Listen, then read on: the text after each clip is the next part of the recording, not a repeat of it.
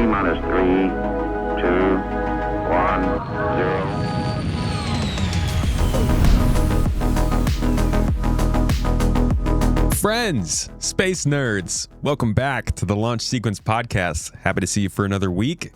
It's been a busy week. I was actually gone for most of this week, so I've got a lot to catch up on along with the rest of you, and I brought in good friend of the channel, regular guest, and editor on Space Tomato 2 and Space Tomato Gaming, TenPoundFortyTwo, to join me for some information this week. Hello, my friend. How you doing? Hello, I am doing well. Excited about Star Citizen, so that's always a good place to be, rather than being bored. So we're in a happy place. I'm happy. Things are happening. It's good. It's generally kind of hard not to be excited about Star Citizen going into May. They're usually pressing the hype buttons around right now, but as always, there's got to be some level of controversy. So We'll talk about that today as well, folks. Yes. Believe it or not, Star Citizen CIG has struck with their regular their habit. But we've also got 4.8 Evocati to talk, or not Evocati, PTU to talk about. We had a Star Citizen Live rather, that was filmed in China this past week. It will be available to all of us in detail soon, but we do have some of the summary of topics we're going to talk about here today. Upcoming ships, upcoming features, tactical strike groups, and of course, what the heck's going on with item recovery, bricking items, crafting. There's just so much going on right now, guys. It's exciting. So buckle in for the long run. Thank you for joining me, Mr. 10 Pound. Let's start out by just talking about what's been going on over the last several weeks. Actually, wait. I can't just call you Mr. Is it Mr. Pound? Is it Mr. 2? Mr. 42? I've never really worked out what the surname part of the name is. Oh, So Monsignor Pound. Very good. Oh dear. Well, I can't remember. What did you ask me there? What's been going on? How's 4.8 been treating you? PTU, Evocati, just in general. What's the patch looking like? Yes. Well, it's been a journey, I'd say. So if you've missed out on the whole thing, CIG have been trying desperately to get some patches out, and they've been working overtime. So last weekend they were working all weekend. We were getting patches out later than ever before in terms of the time of day. They were actually coming out this week, some of them in the morning UK time, so it must have been like 2:00 Austin or something like that. So they've been working like crazy because there's a deadline, and that deadline is Drake DefenseCon. They need to obviously get this patch out so they can get us to buy all the spaceships. So we've obviously had the tactical strike groups. We've had Xenothreat is back, but actually, it's not really Xenothreat anymore. So that's, maybe we can talk about that. We've had a new grenade. We've had a crossbow. We've had all sorts of stuff. Item loadout. No, sorry, not item. Ship vehicle loadout recovery stuff. So ship insurance. There's refueling missions in the game. There's a Hammerhead. There's a new mission type, defend fuel pods and things. I tried that. That was fine. There's also it's literally everything's happening. The most exciting thing about this might just be the amount of stuff that's happening. It seems to a certain extent as though CIG have put the foot on the accelerator, and we are seeing some sort of increase in feature stuff. Wait a second. Hold on. Are you insinuating that a gate may be allowing for some flooding? There's potential for floodgate stuff, potentially. Guys, they've been saying it. The tools, everyone, the systems. The tools are finally there. After 120 years, we finally have the tools, and they can now actually make the game.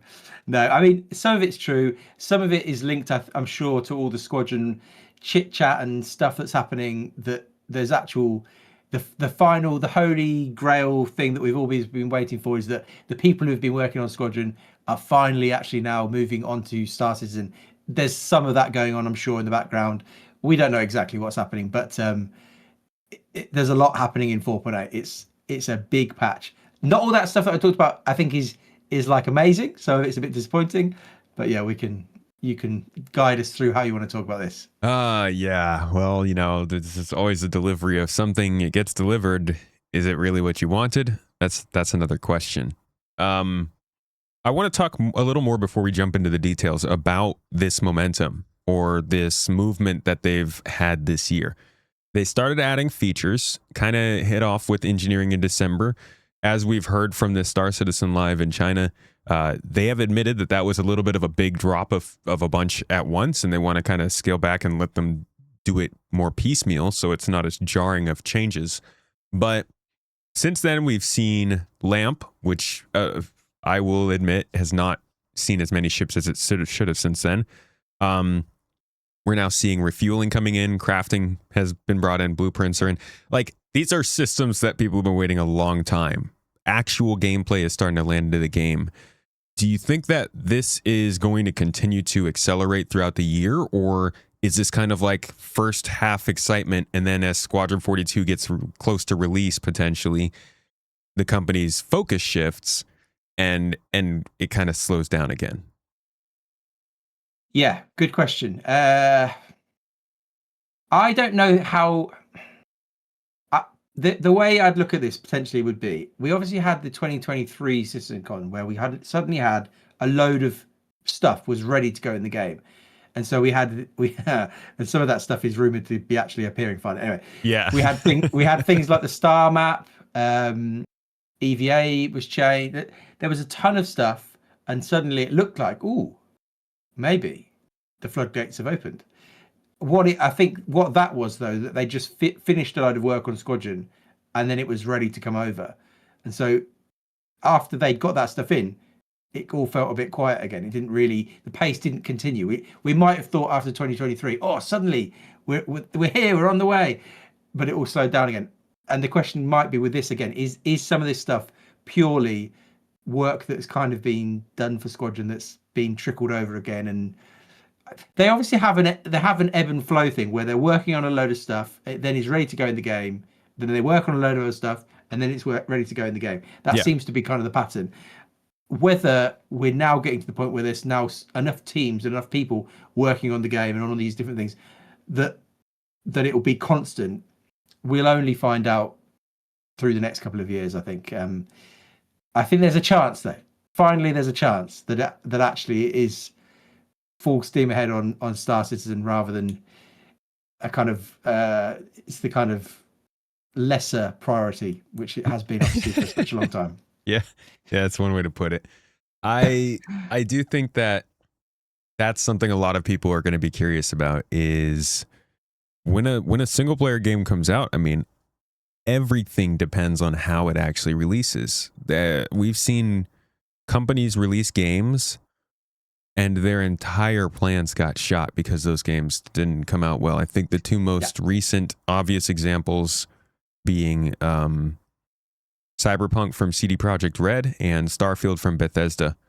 And just because I have to, it's Space Tomato Podcast, Halo Infinite from 343. Like, these are games that came out and expected to kind of accelerate the game studio into its next project and all this great stuff, and it comes out and it's just not good. And you can see how much it slows down momentum.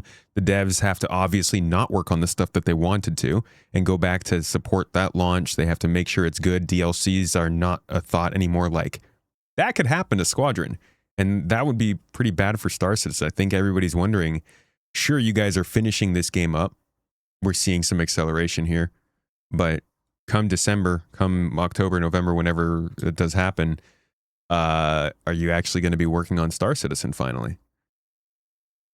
Yeah, I mean, I suppose it depends what they'll be fixing up for Squadron.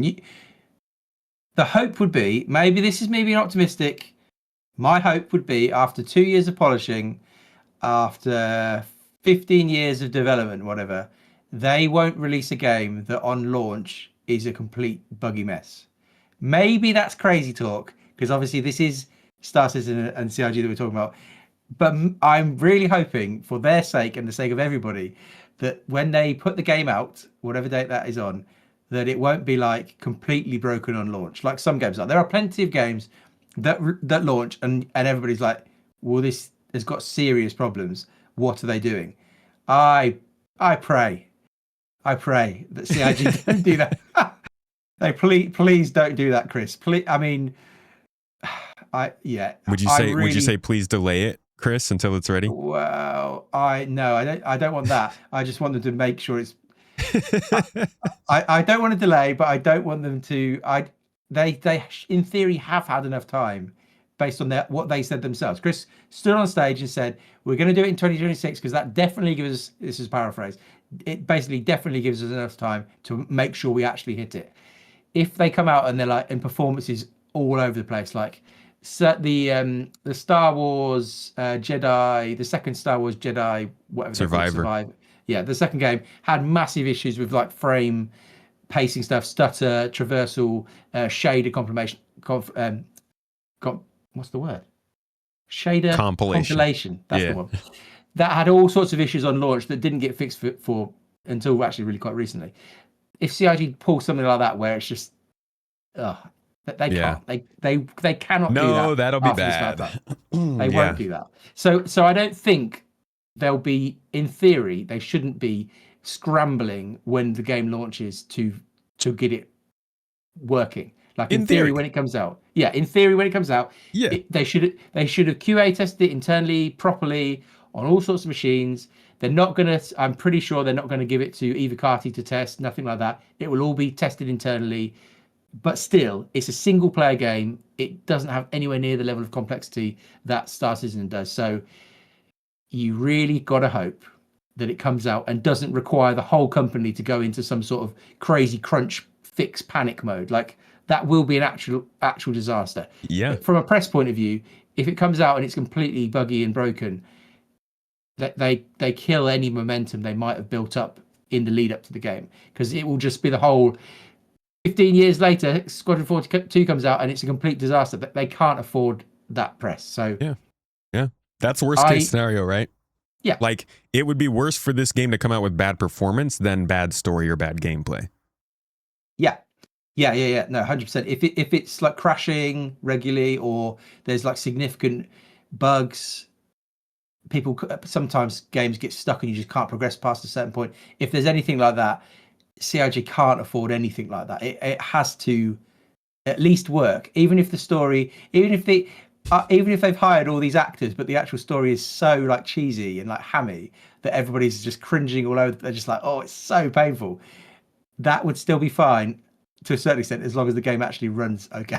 I just love the bar. It has to at least work. It's just so funny to hear. Oh, I mean, we've seen the visuals. We know it's going to look visually amazing. So that's one thing that people judge games on. The story, the gameplay, obviously is important, but so many games come out these days that just don't work, which is insane. It's an insane thing that we see in the games industry. Games come out that just don't work, and people buy them and they're like, well, it's broken. Like, this doesn't make any sense. And maybe they get patched a couple of weeks later or whatever, but that's an insane thing that happens. We cannot have that happen with Squadron 42. No. Yeah, because I mean, it's the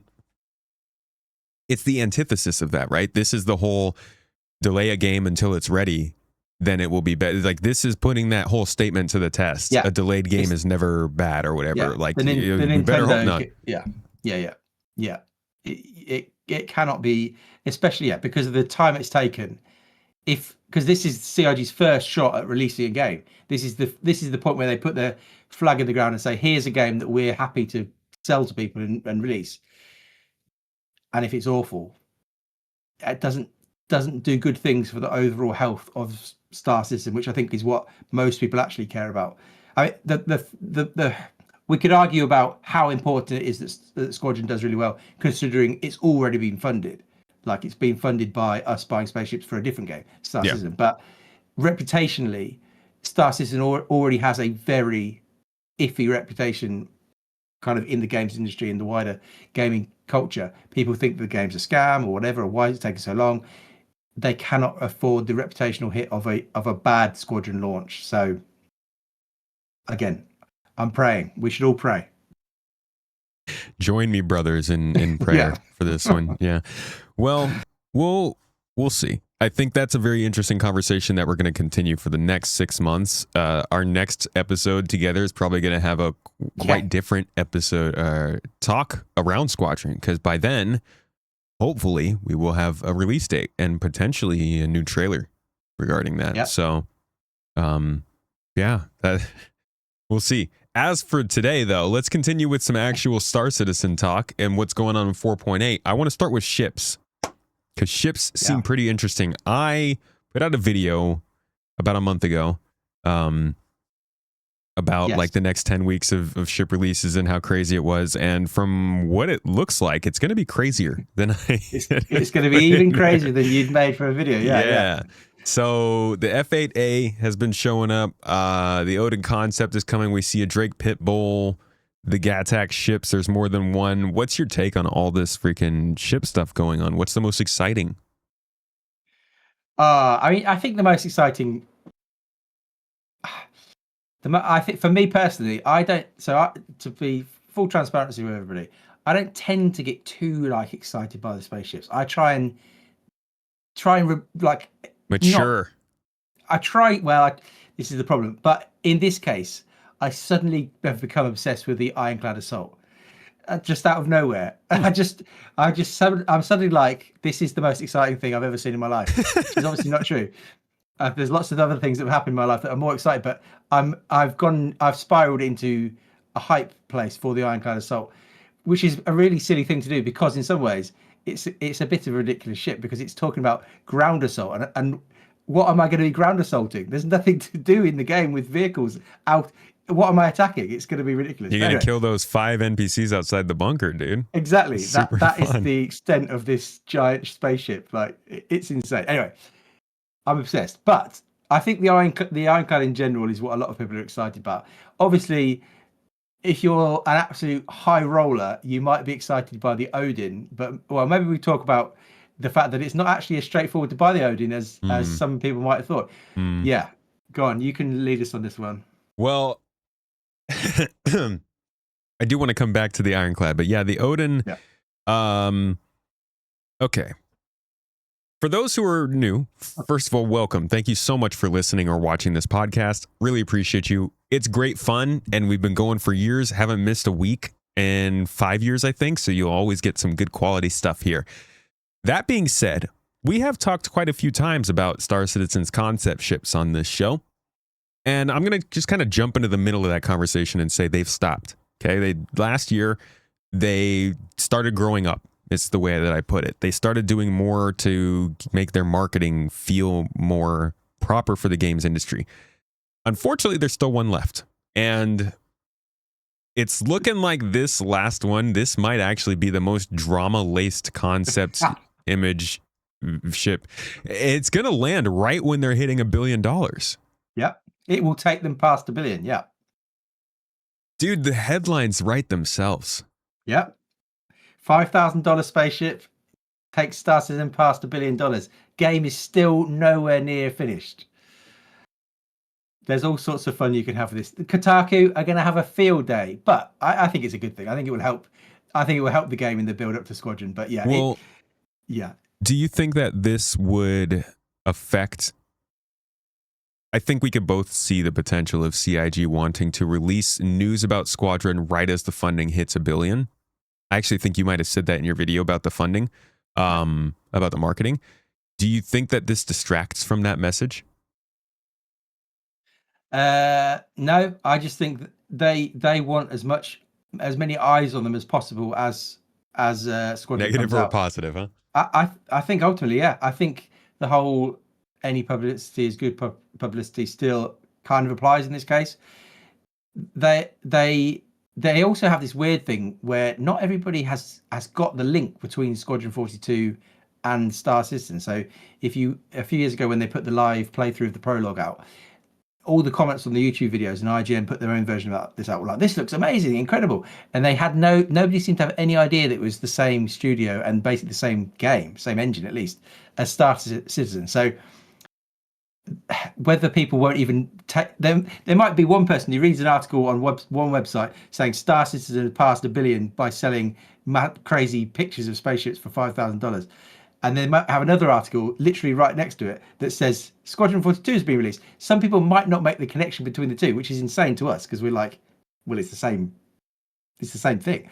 But I think they will capitalize on the outrage that the $1 billion will cause, because they'll say, but we have actually finished this game, and look at it, it's cool. It's got Henry Cavill in. It's got Henry Cavill. Look where the $1 billion went.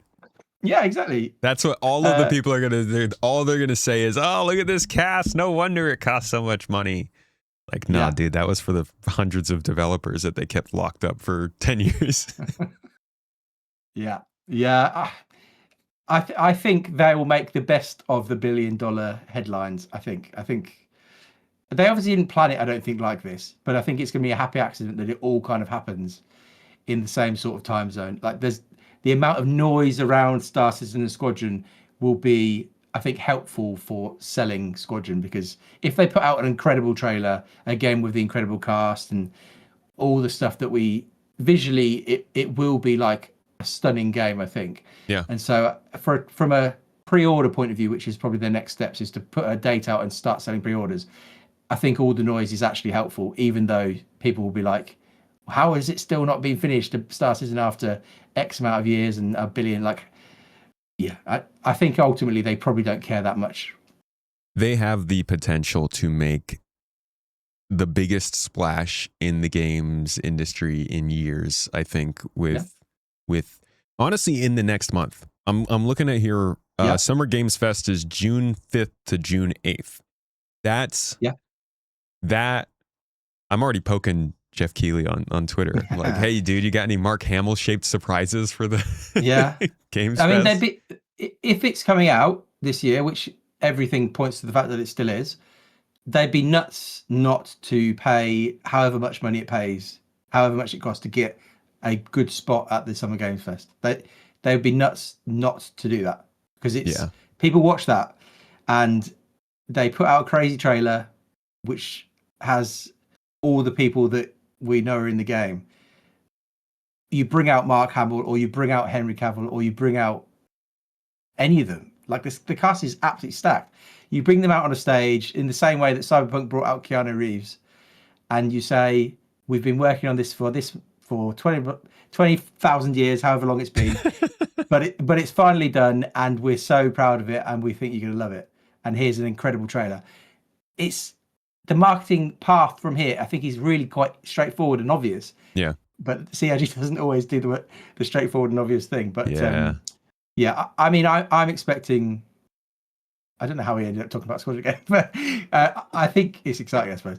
I'm expecting the Invictus Week being cancelled and taken back to Seoul is some sort of teaser for some sort of in-person, in real life Invictus launch week that focuses on Squadron. When exactly they do that, I don't know. But yeah, I think in the next few months, we're about to see them finally pull the trigger on all the marketing that they probably want to do. Yeah. Depending on when people are listening to this podcast, 1 month from today, everything could be different for CIG. It could be entirely different. We'll have to just see how they pull it off, if they can. But the Odin has some controversy involved with its release. What? Yeah, is it like price. Is there an exclusivity? Were you able to figure out, can normal people buy the Odin? I think you have to be in concierge, and so that's if you spend $1,000 on the game, you get the top hat and monocle in game. And if that is the case, you then can you can create a support ticket that allows you to write a 999 word entry to tell CIG why you should be able to buy, why you should get the opportunity to buy this spaceship. And it's all about cooperative play, having a crew, working together as a team. Obviously, that everybody's joking around, like, how many AI entries are they going to get? I did some of this on the stream. We got everybody to come up with their own AI entries. Different AIs did different ones. They're quite ridiculous. It's quite ridiculous. And the whole concept of doing this is quite ridiculous. There's a case to say that they're trying to filter out bots, because obviously lots of these ships get bought up in the F5 wars and then sold for more money on the grey market or whatever. And so they're saying, well, if we force you to enter, we'll pick which ones we like, but also there's a second criteria which they can pick from, which is basically accounts that I think are very active in the actual game. So it does seem there's an edge to this that's trying to stop these ships ending up on bot accounts. Whether this works or not, I don't know, but it maybe, even though it is very cheesy and it is very funny, the whole thing is very funny, there might be some logic to it potentially. I certainly hope it can help to, if there's some kind of problem it's trying to solve, I hope it can. But the optics of telling people to, like, it feels like a really bad 2004 sweepstakes put on by like some fast food restaurant before they really realized how people work. Like the look, we talk about like press, you know, it's one thing to be like, oh, the Odin's getting released for $5,000 for this game that's never been released. It's another thing to be like, they've asked their followers to explain why they should get the ability to buy that ship for $5,000. Like, yeah, I don't know. Do you think that has any specific way that it could help the essay itself? As in help what? With stopping bots? I think only just that somebody will have had to write an entry and do a support ticket. But they write entries. They write those with bots. Well, right? exactly, yeah. But at least that requires somebody to have gone through the steps to do it. And you'd assume that CIG will be trying to filter out the ones that are the most ridiculous, ChatGPT or Gemini or Grok or whatever. As in, they're quite funny. I did it on stream and I put in my here's the criteria, here's what they want you to say, come up with an entry for this, and it's quite ridiculous. So you'd think they'd be able to spot them. The thing with it being bad press, I think ultimately the actual headline for any of the stuff about the Odin will be the fact that CIG is selling a $5,000, $6,000 spaceship. This will be like a footnote within that's just quite ridiculous. But oh, that's good. Yeah. The big thing I think will be the cost. This will be by far CIG's most expensive ship. The thing that might kind of surprise people, I think most people think that CIG sells ships for like $20,000 already, or like $40,000. So it might be surprising to people that this is the most expensive one, and it's only $6,000 or whatever. I don't know. I mean, they're still going to sell out. That's the crazy thing. They're still going to sell out. They're about to get some new backers. Be like, oh, it's surprisingly cheap. That's great. I'll drop my Pokemon collecting hobby for this. I can afford that better. What about the other ships coming out? So the Drake Pitbull, I think, and the Origin M80 are the two most interesting ones. Which of those sounds more? They're like almost a dichotomy, because Origin and Drake are like at the opposite ends of the spectrum, right? Which of those is more interesting to you? To me, I'm not this controversial. Maybe I'm not that big a fan of the Origin ships. Maybe because most of them are broken in the game or just don't really work. I mean, I think the Drake ships have a place in my heart just because they've got that kind of. The sci-fi that I like, quite a lot of it does involve broken down and beaten up spaceships. So Drake, for me, the fact that the Ironclad is just a giant brick with, like, it's just a big rectangle with some space. Like, I love the more industrial looking spaceships. So do we know much about the Pitbull though? Like, do we know much about it? I don't think we know anything other than, the sound of it. It might be a ground vehicle for all we know. They named it after a ground animal. So yeah. But we do know something about the Origin one because there's been some stuff come out of the China bar system, hasn't there, with John Crew revealing some stuff. So the thing about this, the fact that they're going absolutely, this will be the most ships they've ever sold, I think, like new ships they've sold at any of these events, I think, ever. Like, they've never gone this crazy. They must be so happy. They must sit around. They must sit around in their meetings, and be like, "This is amazing. We're just going to print millions more dollars. It's incredible." They're just making these little spaceships and selling this. They've hit the jackpot in terms of making money, and They must be laughing their heads off. Oh dear. I do think that they are starting to see some payoff from how long they've been working at making the ship team work. Because it's not you can't just make a game and then make a studio and then have that studio start making ships. They not only did they create the teams that made the ships, but then they also had to like go back and make official branding guides for them. And they had to develop people on each specific ship manufacturer. And they had to figure out all the standards for them all. It's been 13 years of developing this program, and now they can just kind of pump ships out. Is it bad? No. It's they've refined their processes. They've got all the. I'm joking about the tools before. That the tools are now better than ever. They're now the best company in the world at designing spaceships. Like, obviously not real ones, but if you think about movies that come out and the concept art that different people make for different movies and different spaceships, you have to say that CIG has just gradually got better and better and better. And so, and the fact they obviously sell them for millions, like they've made $1 billion from doing this. It's unreal. It's unreal, and they on some level they should be really proud of what they've done. Maybe on another level you'd say this is nuts, but they're beautiful.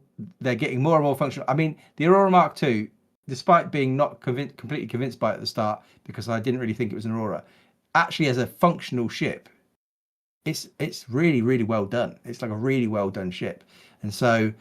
They're just getting better and better and better. And if you've got a spaceship in the backlog that you're waiting for, I think at this stage, if you've been waiting for something for years, well, by the time it actually does come out now, so say something like the Galaxy is obviously coming out, you can be pretty confident that they're going to be amazing versions of these spaceships at this point. Like, there's things that come out that aren't great, but on the whole, they're increasing in skill every single release that they do. And we will keep throwing money at that, I think, is what's happening. The community will just keep buying them for as long as CIG sells them. They unlocked it.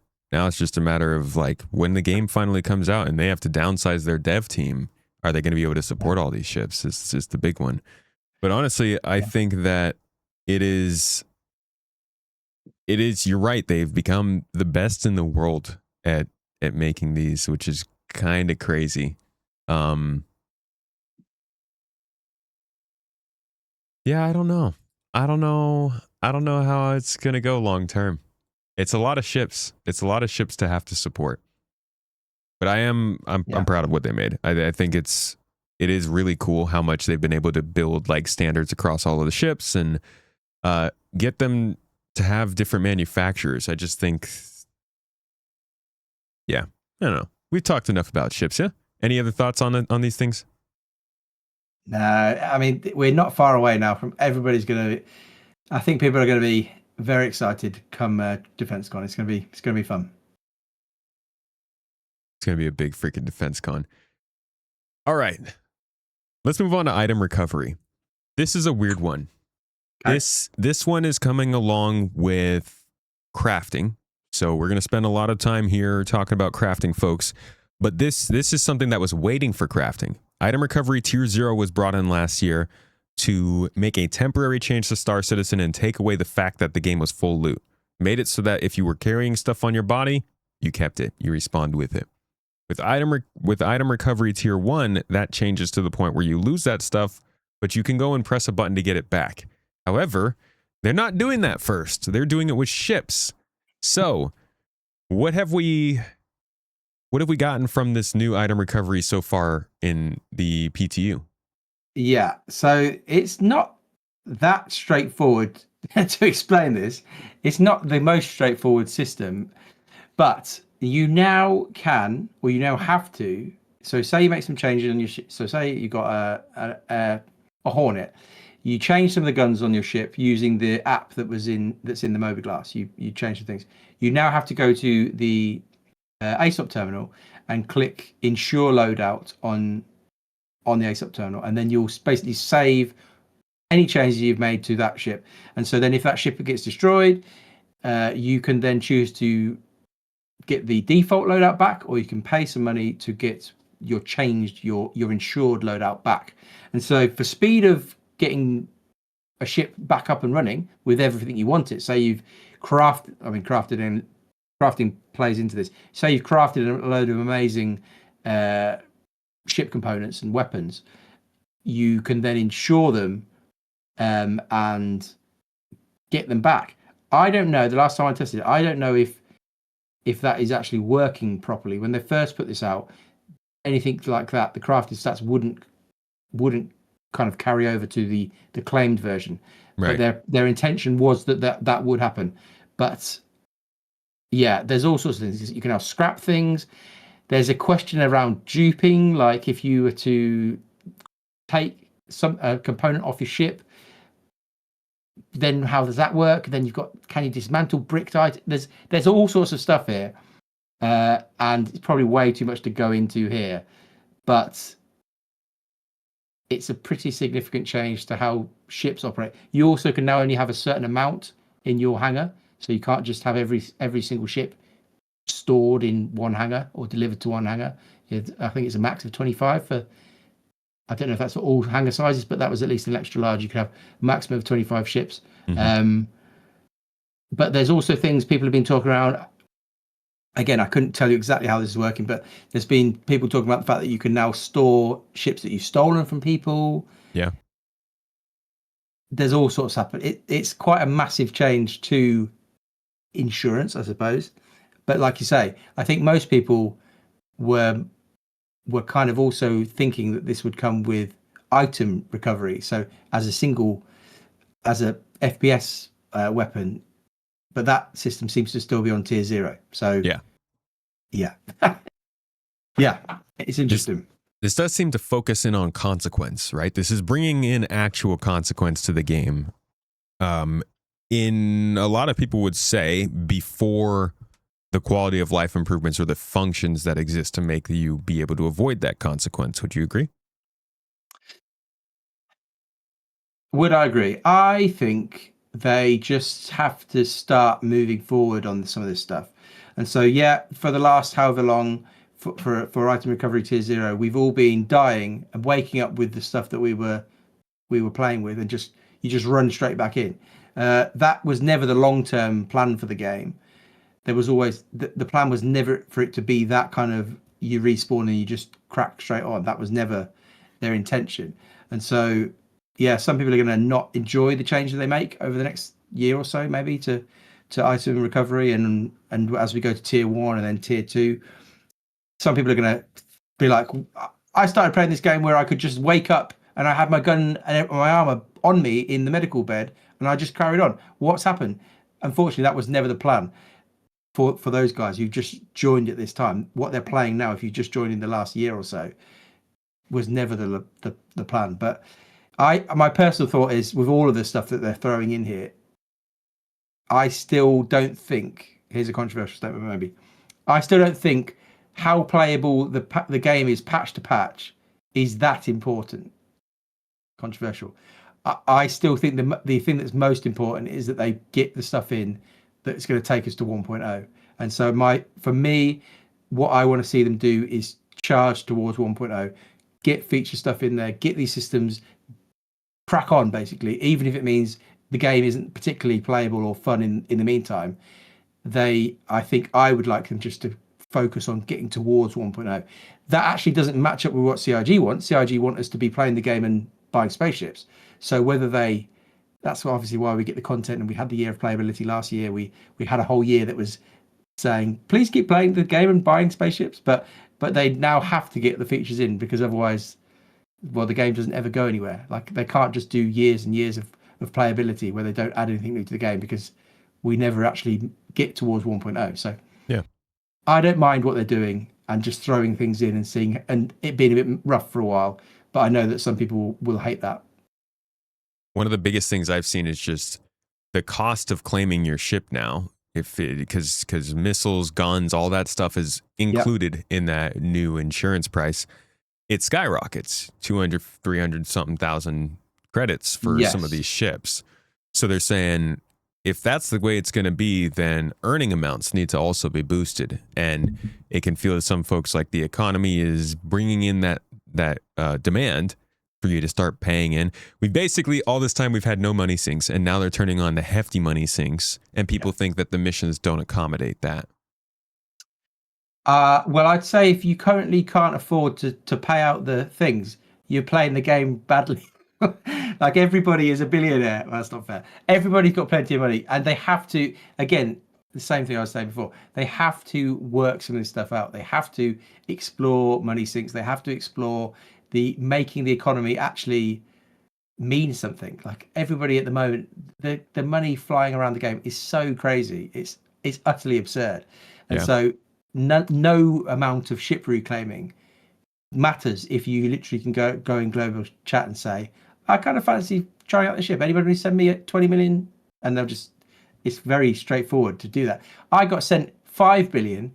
I don't even know by who. I didn't ask for it. It just ended up on my account. And so I just had 5 billion Alpha UEC. It's like, well, I've got more money than I can ever possibly spend in the game.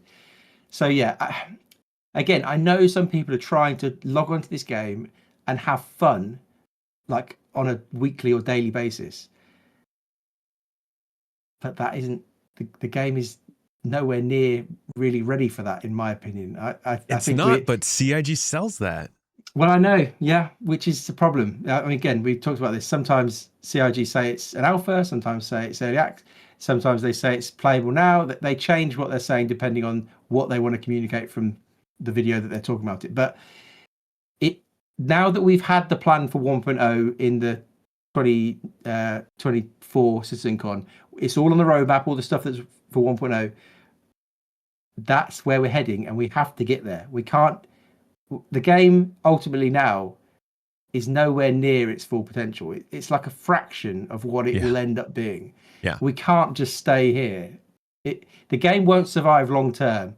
I know some people are like, I just wish that they stop developing anything else and they just polish it up and make the game work really well as it is. I completely disagree with that. The game is nowhere near where it needs to be long term. It has to improve so much and go so far from where it is now. They cannot stop because they're worried that people are going to be a bit upset for a patch because the cost to reclaim their ship is a bit high. Like, they just got to crack on.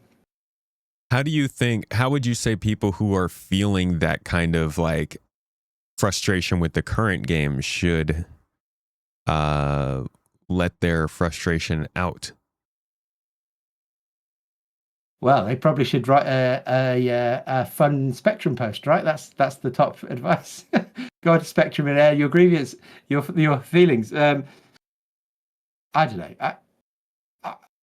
If you cross at what CIG are doing, and that they're adding features and they're making significant changes to the game, I don't know what to tell you. But that's going to be the. I'm pretty sure what we've got now, where it seems as though there's more people working on the game, they're making faster changes, they're getting more stuff into the game. What we want is for this to be the pattern for the next. If we're being optimistic, maybe 4 years. If we're being pessimistic, maybe 6, 7, 8 years. I don't know. We need it to be like this until 1.0 is out. And then at 1.0, then you can say, if they start making crazy changes, then you say, hang on a minute, this is supposed to be a released game. I'm supposed to be able to play this now. But until 1.0 is out, you're not meant to be able to play this as a real game. As much as CIG sometimes says, play it now.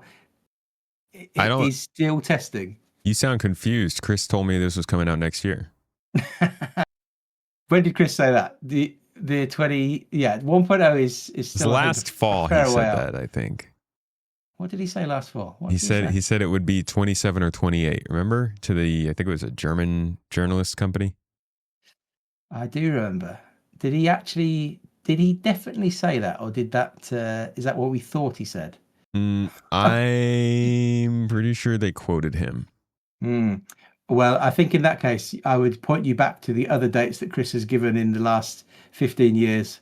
And we have to say that what Chris says doesn't really hold much, whatever the phrase is. Yeah. Yeah. I mean, 1.0 is not coming out in 2027. I can I tell hope you. not. Yeah.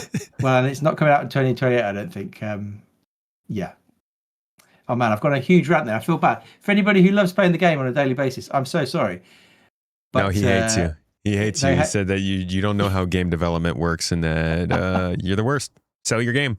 That was a paraphrase of what I said. Yeah, something like that. No, I feel bad for people who maybe stumble across the game and are like, this looks amazing. I really would love to just get in this with my friends. We're just so far off from it being anywhere near where it needs to be. Yeah, in so many ways. We are. It's interesting because I would say like 2 or 3 years ago, they would put out commercials and I would look at them and I'd be like, that's not how the game plays. But at the same time, I was also like, that's not like no game plays like the commercials look. And so I understand that they're showing the game that it's supposed to be. Like, if the features worked, if everything worked correctly, this is how it would work. But it's hard to do because the game's not complete. So it's kind of like a look of what they want the game to be. Now, though, they're showing us trailers that are of the actual things we're doing, right? Like, they showed us walking around Onyx, discovering the Vandul, doing all this stuff. So I feel like it's a lot more, I'm more scrutinous of the trailers and how realistic they are to the game. Because now it feels like they're advertising the actual current game. And that's just one of the ways they've changed their marketing, I guess, over the last couple of years. Yeah, and you'd assume that 4.8's thing will be all around the tactical strike groups. So yeah. Or Xenothreat. It'll be interesting. Yeah, potentially. Yeah. Which brings us back to the big feature that we were discussing, which was the recovery, the item recovery. Interesting we didn't get back to Squadron 42 somehow. This is coming along with some pretty big advancements in crafting. These are advancements that aren't necessarily in 4.8. I want to be extra clear. These are mostly just kind of rumors and things that are being found in the patch notes and cycle, not the patch notes, like the patch code. But it does look like CIG is potentially going to simplify the crafting and material quality from the 1000 levels that we know down to 8 bands containing those 1000 levels. So essentially, like, they're just grouping together large amounts of numbers into 8 levels of quality. Does that sound accurate to you? Based on what I've seen, that sounds roughly what they, again, this isn't in like a patch, or this isn't from CIG, so who knows what that actually means. But it does sound like there's been a lot, literally every single post you see on Reddit or whatever talking about all the crafting stuff is basically saying, this is ridiculous. Why is there 1000 quality levels? I can't manage this. My inventory is full of all sorts of... So that's been like the number one complaint. People are like, why couldn't there be 100? Why couldn't there be 10? There's ways they could have solved this, but potentially maybe they are gonna simplify it. But who knows if they're gonna simplify it and then change it again? Again, this is where we're at now. We're in the period of development where they're trying things, they're chucking them in the game, and then the hope is they iterate on them and they make changes towards a long-term goal, getting it ready for 1.0. And so all this stuff is just, well, they threw out their first version of crafting, maybe it doesn't work, so maybe they change stuff. That's I think where we're at for the next 5 years is they're going to chuck a load of stuff in the game and then adjust it as they need to. And I think one of the things that came out of the China bar system was I think you mentioned, but they said that with the engineering stuff, they'd made too many changes too quickly, so they couldn't really get much feedback. Yeah. And I think that's accurate, because the way engineering was in the testing phase when it was in the PTU, it was one day it was like this, one day it was like this, the other day it was back here, like it was all over the place, and it wasn't really clear what they were aiming for. And so I think they probably, based on that experience, they've made some changes to basically say, we're going to put this in, we're gonna get some feedback on it, and then we'll make some changes, rather than just when they go too fast, nobody can really get a grip of what's going on, I think, and they can't really use the feedback that we're giving because it's too confused almost by the changes they're making. I think it's good to remember that. Going back to the initial part of what you said, is that we are in this phase again. This is the 3.0 to 3.18 phase of updates was just like this. It's features come in, you got to give them feedback, and then they iterate on it. And I think it's happening more clearly now because they're more put together. These are more player-facing systems. But the fact of the matter is, like, if you run into something in a PTU phase or something that you think is stupid, don't go on Reddit and start commenting with other people how stupid it is. Go on Spectrum in these threads. I think I had some of them actually pulled up earlier.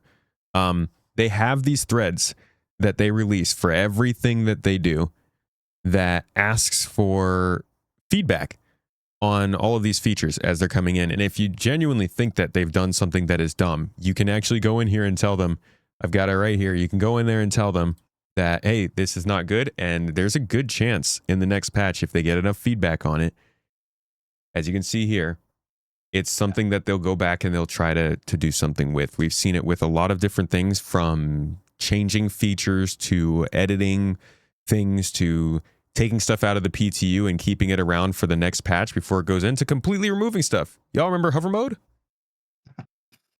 They do it. Yeah. So yeah, I think they're spot on. This is the point at which they're iterating, and we said at the beginning of this podcast that they've finally got their systems in place so they can start putting this stuff in the game more, but that doesn't change the fact that they're still doing these things for the first time. And you might think it's stupid and dumb and that they don't know what they're doing when they put them in, but the fact of the matter is it's still the first iteration, and we gotta see it through that it gets better. So it does beg the question, what's easier? Doing all of the engineering stuff yourself and then launching it into early access and letting people give you feedback, or doing it piecemeal, one at a time? Because both of those probably have a ton of challenges. Yeah, and that sums it up pretty well, as in whichever way they approach some of these things, there's pros and cons. And so we're now living with some of the pros and the cons of them throwing things in the game pretty early. Again, crafting comes in pretty early without missing lots of parts of what crafting will eventually be. But they then, at least they get the feedback. Yeah. I don't know if they ever have really like nailed something first time. I don't know if you can think of an example where they've put something in the game and everyone was just like, they've done it. It's amazing. They don't need to change a single thing. How glorious that they spent 5 years working on this thing and now it's perfect.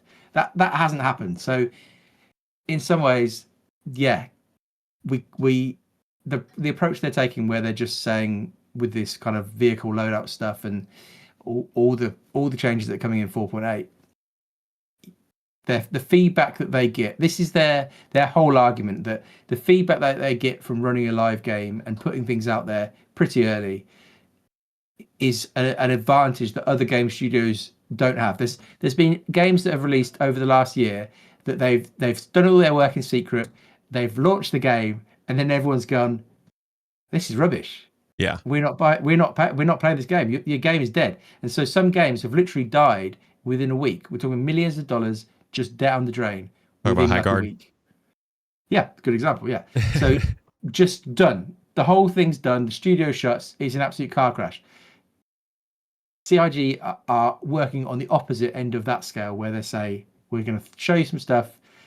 Maybe it will be good. Maybe it will be bad. You give us your feedback, and hopefully over time it gets refined into a good system. I prefer it this way personally. Oh yeah, definitely, dude. I think gaming would be much more chaotic if we all did it this way, but it would be much more interesting if we got to see all the Elder Scroll fans playing through Elder Scrolls, what is it, 6 now, and see like the feedback they were coming up with and how ridiculous that production cycle was. That'd be so much fun to watch. Yeah, and something like Starfield, you'd say maybe if they'd had some more feedback on the finished version of the game. Well, they probably would have not released it for another 5 years, but they maybe wouldn't have ended up in the place where they released a game that's taken fairly major patches. What, a year later? How long's it been? A year later to try and get it to a place where it probably should have been at launch. It probably should have had the cruising around the star system stuff that you can do now. Yeah. There's a ton of reasons why what CIG are doing makes sense.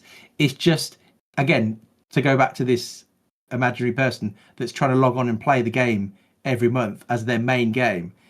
It just doesn't really suit them because the game is all over the place as well as being pretty broken in parts. So, yeah. It really is. And that brings us back to crafting. This new crafting, I mean, even from what we're talking about, it's not necessarily 4.8 confirmed. 4.8 has ship components, ship weapons, industrial items, all that kind of stuff is confirmed for crafting, but it's still up in the air because players don't know if that stuff's going to persist, right? With item recovery and all that stuff. Yeah. So all the things point to the fact that anything that people have crafted in 4.7 is probably there's a good chance it's going to lose its stats. So I spent a fairly considerable amount of time with people on stream crafting the best FS9 in the verse. Still the best FS9 that I think I've seen anybody do. We found some 992 lindinium. It took 8 of us. Yeah. It took 8 people in 3 moles to crack that rock. We had some high iron and some high-end hephaestonite. Put a lot of time and effort to do that, like multiple weeks it took to get everything together. And those things are likely just to disappear. So if I stick with what I've been saying this whole time through, where I'm like, this is the game, things are just gonna break. This is development. Well, I can't really complain about that. Like, I had fun. The way I'd look at it is, I had fun in 4.7 doing that with a bunch of people, going out mining, putting that together. The fact that it's going to be lost, I don't really care that much. Like, the fun was doing it. Does it matter that that's not going to persist? Some people will get really cross about that. But for me, it's the price of where development is at right now. It still is not a real game. And these things will keep happening, and they'll keep happening, and they'll keep happening. So when you lose all of that, are you going to go and try it in the next patch in 4.8? Yeah, good question. I think I'm more likely to, because there's new things to craft in, like all the ship stuff.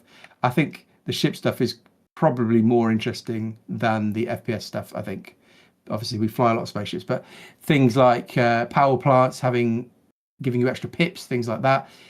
Even for I'm useless at mining, but I spent a bit of time trying to get my head around mining and had quite a lot of fun. The fact that there's going to be the lasers, the mining heads, whatever they're called, will be craftable with stat increases. That's quite fun. So if you're into mining, there's something to chase after there. So I think, again, I as a person who plays the game to enjoy it as it is, but not to try and like dominate the universe and be the best, whatever, because I just don't think that really exists at this point. I'll just potter around doing different things. And so I think there's enough in 4.8 to send you in different, like, even if I was I was so upset, I was crying my eyes out because my amazing FS9 has disappeared. I think there's other things in the game to just pivot to have fun with. So yeah. But do you think that leads to a habit of Star Citizen players just trying out whatever is new for that update, seeing that work kind of go to waste, and then just moving on to whatever is new next, and it kind of leads to things not persisting as part of the normal loop of players? I mean, that has been the typical pattern anyway, I suppose, of the game, hasn't it? That people over the last however many years, there's been a patch that's dropped, people have checked out the little bits that have happened, and then they've moved away either to another game or whatever. So that's been the pattern that we've had for the whole time. I know some people are still trying to make this a regular game for themselves, but I think a lot of people still just do check it out and then come back for the next patch, or the events. I'm fairly convinced, it's fairly obvious when you look at it, but the reason that CIG do these events with these reward tracks is purely about player engagement. is to get people playing the game more. People come back when they can earn. I mean, we're not even talking about this. Earning the blueprints that you can earn with Xenothreat. There's all sorts of stuff there. CIG do those pretty generic, basic, repeated missions that take you up this reward track because they want people to play the game. And I think that speaks to the fact that a lot of people are not just regularly playing the game throughout each patch cycle. I mean, again, the fact that this year they're now doing these dot patches every 2 weeks to get people to come back. I think they recognise that the thing that brings people into this game is little new shiny things to try. And I don't think the game is anywhere near ready for somebody to play it solidly for a serious amount of time. That would be my take. I think that's a really good point. And honestly, it makes a lot of sense with these more frequent updates in the lead up to Invictus. They really want people tied into Star Citizen, like literally right now, this week. These next 3 weeks are 3 of the most important weeks of the entire year for them to keep people watching this. So they're going to do a lot of interesting stuff to try and keep people engaged. It's a good call out, dude. Let us talk about, let's see, game stability. And then we'll jump around to Xenothreat. I think you are still I think? You are definitely the go-to benchmark guy for Star Citizen. Yeah. It has been a little while, though, if I'm not mistaken. How has the performance been doing this year so far? Yeah, so I did test 4.7. Oh, okay. I missed that. I didn't make a video about it. I've got the data. I'm going to save it for 4.8. There's no massive improvement in performance still in the game. Things change here to there from each patch, but performance itself, client-side performance at least, is not really moving. And I don't think it will until we get some more engine stuff in. I mean, we've obviously had all of the graphics menu stuff that came in that allows you to have much more control over your graphics settings, which can affect performance, but still, most of the time, we're CPU/RAM bottlenecked. And so there isn't much really to talk about from a performance point of view in SC. And there's no new hardware really that's moving the needle. So yeah, performance itself. I mean, stability is always an interesting one. This, I think it's going to be fascinating to see how 4.8 comes out, because in the Evocati patches and in the PTU, the patch 4.8 has been pretty rough, but it's showing signs of coming together. So their EVA wasn't working for a week, just flat out wasn't working. You couldn't move your head, so it was a nightmare. It was a nightmare to try and test all the stuff that was in there. There's been serious issues with desync in tactical strike groups, the big fleet battle stuff that we haven't really talked about still. And Xenothreat, performance-wise, was okay, but yeah, there's just questions around big fleet battles or big ship battles, like the Mauler at the start of the week in the tactical strike groups battle just wasn't firing back. I think now though things are improving. I mean, again, when things are in the PTU, you don't really want to judge them too harshly because they are fixing things up. Yeah. But because it does seem as though they're running a bit behind their schedule, there's a bit of a concern that 4.8 is coming in pretty hot, if that makes any sense. They're up against it a bit in terms of making sure it's as stable as it can be for more eyes to be on the game with DefenseCon. But yeah, I mean, they also haven't. There's been a load of tech previews that CIG have said they're going to do in their this week in Star Citizen things. They've just not done. So there was supposed to be an instance in tech preview at one point, just didn't happen. And so there's a sense where I think behind the scenes they're running around. There's that funny clip of Port Olisar crashing to the ground. Oh yeah, where everybody's running around there's flames everywhere. It's a little. I think there's a sense of that maybe in the lead up to 4.8. So we'll see how it lands. But the PTU's been a proper test, as in for the whole of last year, anything that went to Evocati, there was basically nothing wrong with it because it was just content being added to the game. There was no new features, nothing changes to the engine. And so what would happen is that things would go to Evocati and then the next day they'd be in wave 1. That has not been the case in 2026. Things are coming in rough and needing some proper work to get them working. But again, it's a good sign that they're adding things to the game. Yeah, it is nice. I do think I agree with you. They're coming in hot. It's a big freaking update, and it's dropping at one of the most crucial times of the year. It's definitely very CIG to gamble with that kind of a situation, and more luck to them. But I do think a lot of folks are like wanting there to be at least some kind of general improvement in performance and stability from last year to this year. I mean, like you were covering it from 4.0 and on, it got better in the first half of last year, then it decreased in the second half of last year, and we haven't really seen a bounce back. And, No. we're not optimizing or anything, but it would be great if the game just ran better. Yeah, it would be. I think though, with all the fact that we're now back to feature development and chucking more things into the game, it does seem as though performance isn't a priority at this stage. It's getting things into the game, and I mean, that's talking about client side performance. Server side performance is also been quite interesting. So when I did my first run of the Tactical Strike group at the start of the week, I was on a server with the Shard and the server. The server FPS was 5 FPS, so almost back to where we were before server meshing. And so we have this thing where when server meshing came in, we saw pretty decent server FPS generally at the start of 4.0 or in the next few months. But then as they've added more and more things into the game, all the different locations, Hathor, Onyx, all that sort of stuff, it seems as though the server tick rate, the FPS has just gone down and down and down. And so, yeah, my experience with doing tactical strike groups at 5 server FPS was pretty broken. And so, yeah, that itself is going to be interesting to see how that comes out. And we're still waiting for Benoit's big desync post. So that's itself. Yeah. Jared put him on the spot, and he clearly was not ready for it.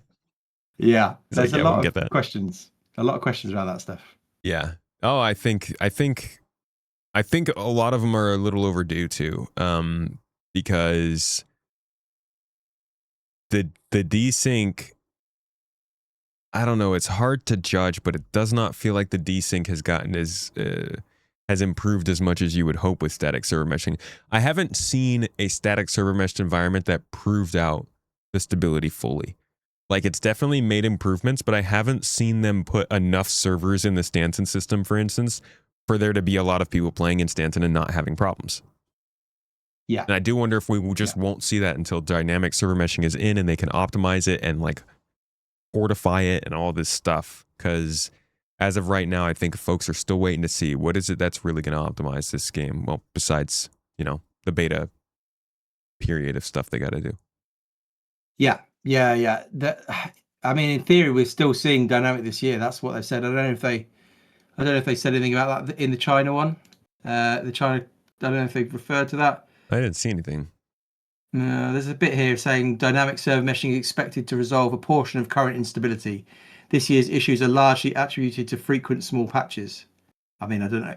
And maybe, again, the idea that they've chucked out things quite quickly and they've not... I don't know. We're still, in theory, getting the first version of dynamic server meshing this year. Whether that actually happens and whether that does anything, I don't know. I mean, the only thing I'd say is that when Nix first came out, because there was nothing in Nix, the server was often running at 30 FPS. So that was a good example of how server meshing, static server meshing can work. But again, as they're filling out all the star systems, as they've put more and more stuff into Stanton, it's harder and harder for these servers to actually run anywhere near 30. I want to jump to what you were just saying there about China, because it's an interesting place. No, because they have some interesting news that came out of there that Again, as I've told everyone, we'll be going over this in the next couple of weeks whenever this video does come out. This is just the information we're hearing out first.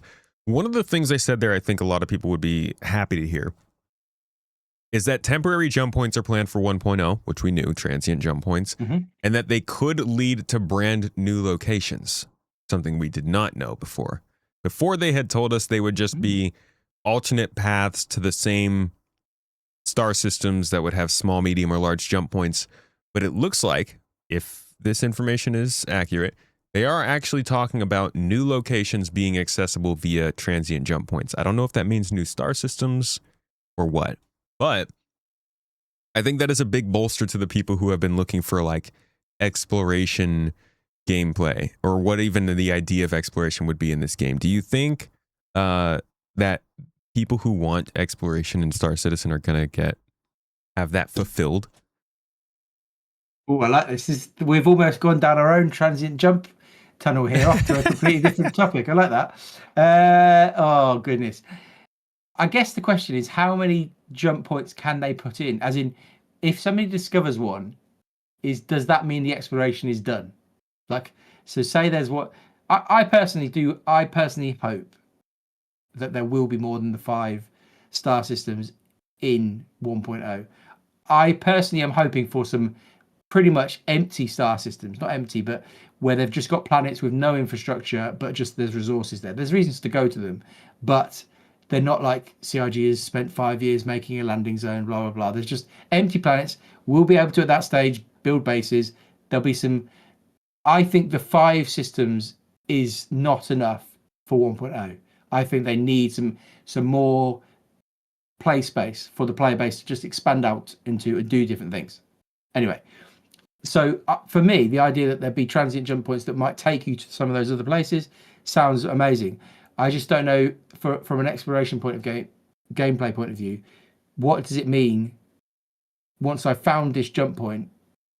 Is that the end of that exploration? Like, will there be... How many transient jump points can they do? How can they...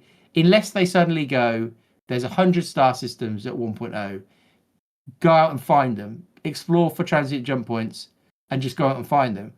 I don't know how they can do it if there's only going to be 5 star systems, or even if there was going to be 10. There's surely you quite quickly get to the point where you've found all the jump points, and then that exploration loop is done.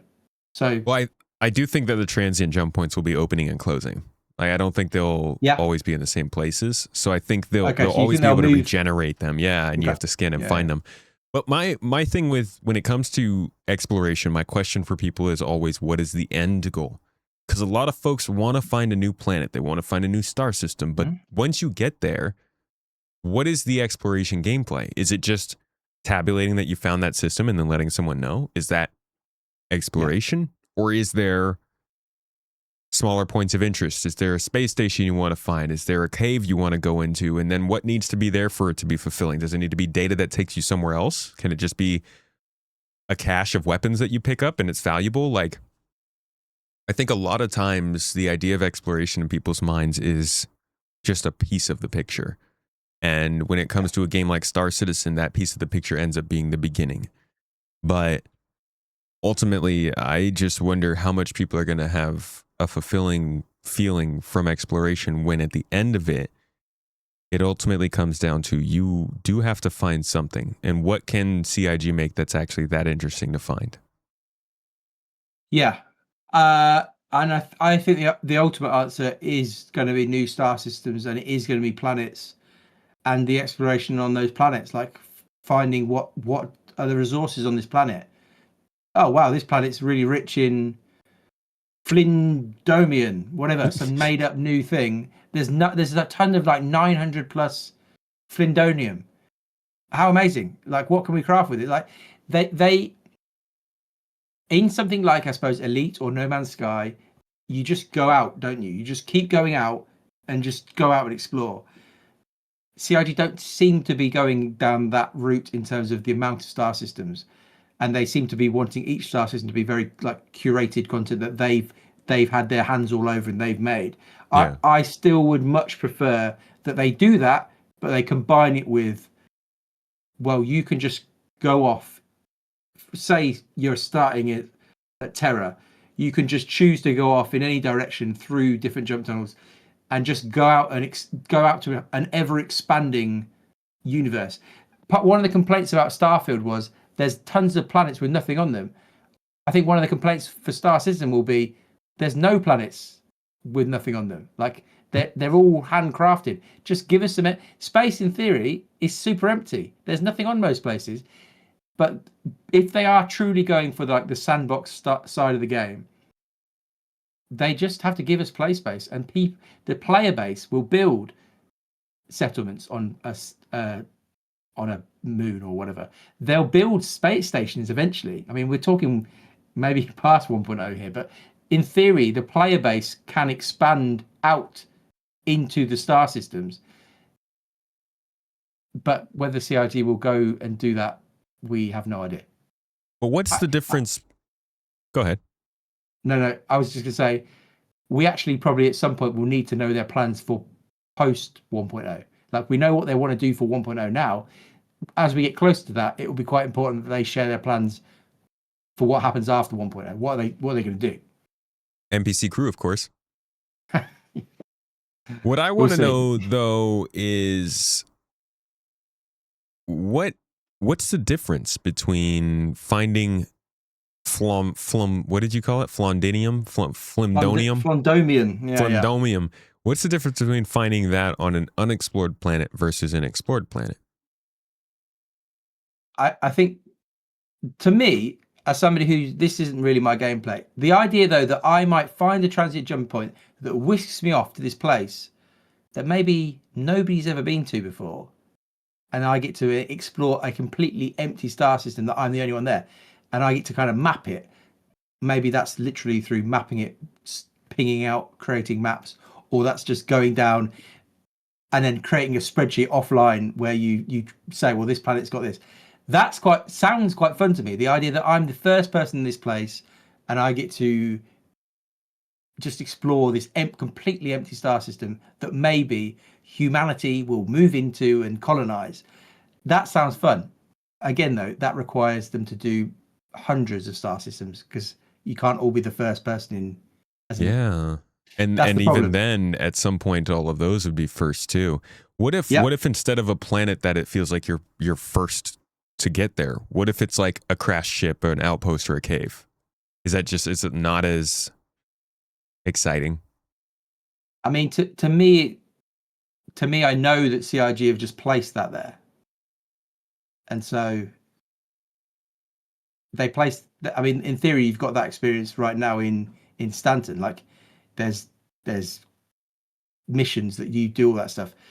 Maybe if the worlds and the planets were just more populated with random things around them, like the planets currently are quite bare, apart from the outposts. The things to find suck right now. But like, if it was like you found a crashed Hammerhead and like on board there was a story of these people who crash landed, and it was just, you could tell it was new. Does that carry that same feeling?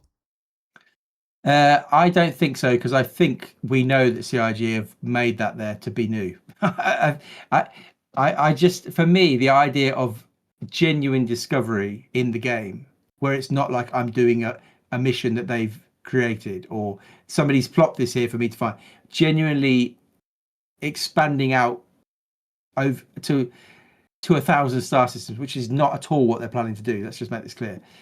That would be much more exciting. I think the scale of it feels more exciting. Finding a new star system, to me, just sounds much more exciting than finding a data pad on a crashed spaceship. But again, this isn't really something that I'm that passionate about. Like, of all the things that are going to be in star system, exploration isn't something that I'm super, super excited about, possibly because I'm not sure what CIG are even going to do. Like, it's pretty unclear what they think exploration means. They've obviously they've said some bizarre things about this is exploration gameplay in various videos and upset people. But we'll have to see what they do, because I don't think we have a clue really what it's going to look like. I mean, I think it's going to be very, very heavily resource focused, like finding resources and surveying locations and stuff, but it does heavily depend on what the heck they want to do for data running. Like, how much are they going to commoditize data? Because I think that really tells me what they want to do with exploration. If they want to say that exploration gameplay is like going to your local space station and taking a survey mission to go survey a local planet, that kind of tells us that like they're just going to have planets constantly renewing, right? So we need to keep scanning them and finding that stuff. And I'm wondering what, like, maybe with the way that they're talking about blueprints being on data pads and being able to add that to your account, maybe they're starting to get to thinking more about that. Yeah, that's an interesting decision they're doing anyway. Yeah. Yeah. Speaking of which, did you notice that there's nothing on the new loading screen about anything possibly social or data running related, which we thought was what happened, dude? What happened? Yes. Well, yeah, we've talked about this before, haven't we? If you've watched the last one we talked about, we thought, what's going on here? What are CIG hinting at? And then now that they're not hinting at anything, it's nothing. It probably means they messed up. I think they messed up, or they're just not ready, or it's not date because that was the last thing we got to, wasn't it? We were like, well, it's clearly not social tools, so therefore it must be data running, and there's no signs of any data running. So it does make me wonder if they're just like watching the content that comes out from people reacting to these things, and they're like, oh no, they got the wrong idea from this. Yeah, we gotta scrap this one, guys. They might have done again because the hint that Seoul is going to be in. There's something about an event. Invictus doing an event in Seoul makes people think, well, there's going to be this real life event in Seoul. Blah blah blah. There's also some stuff about Castra. The first lore about Castra in the latest loading screen about them being pro Mesa, which is an interesting take again. So it looks like there's like a faction almost. Looks like they're setting up a faction of pro Mesa people in Castra, which is an interesting take. That's definitely going to get people thinking Castra is coming in the next couple patches. It looks as though they're starting to build towards something at least, but you'd assume their work on Sherman would be pretty far along at this stage. But that obviously requires Planet Tech V5 because that's on a planet. So I would assume that. I'm still not convinced Castra will be this year, but there's a chance maybe towards the end. No, I don't think it'll be this year, but we'll see. We'll see. I don't think it would be this year either, and I'll be a little bit annoyed if this is another place where like the loading screen is being used to advertise something that's a year away. I don't think that's not a good idea. It doesn't even make sense. Most people are going to forget about it by then. Yeah, I suppose the only thing is that they're using the loading screen as their main lore place. Is that fair?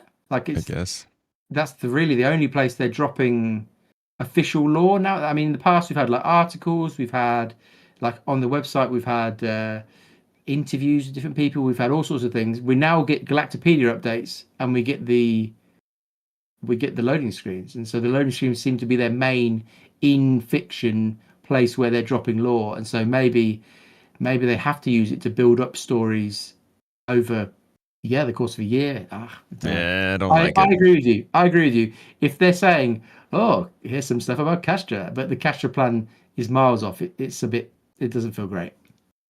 Yeah. Yeah, I hope that's the case. I'm really confused as to what they did with the social tools and the data running thing, but we'll see what happens there. It's interesting. Ultimately, it is fun watching a company try to figure out what works and what doesn't. I wish they were a little more efficient about it, but it's interesting to see from the outside. Can I ask you a question? It's kind of out of left field about ships. Yeah. Which version of the Constellation is currently in game? As in what mark? Yes. Oh, I don't know. Is it the 4? 3 of the 4? The 5? I don't know. Tell us in chat. or Somebody chat in the comments below. No, I actually was asking because I think it's becoming.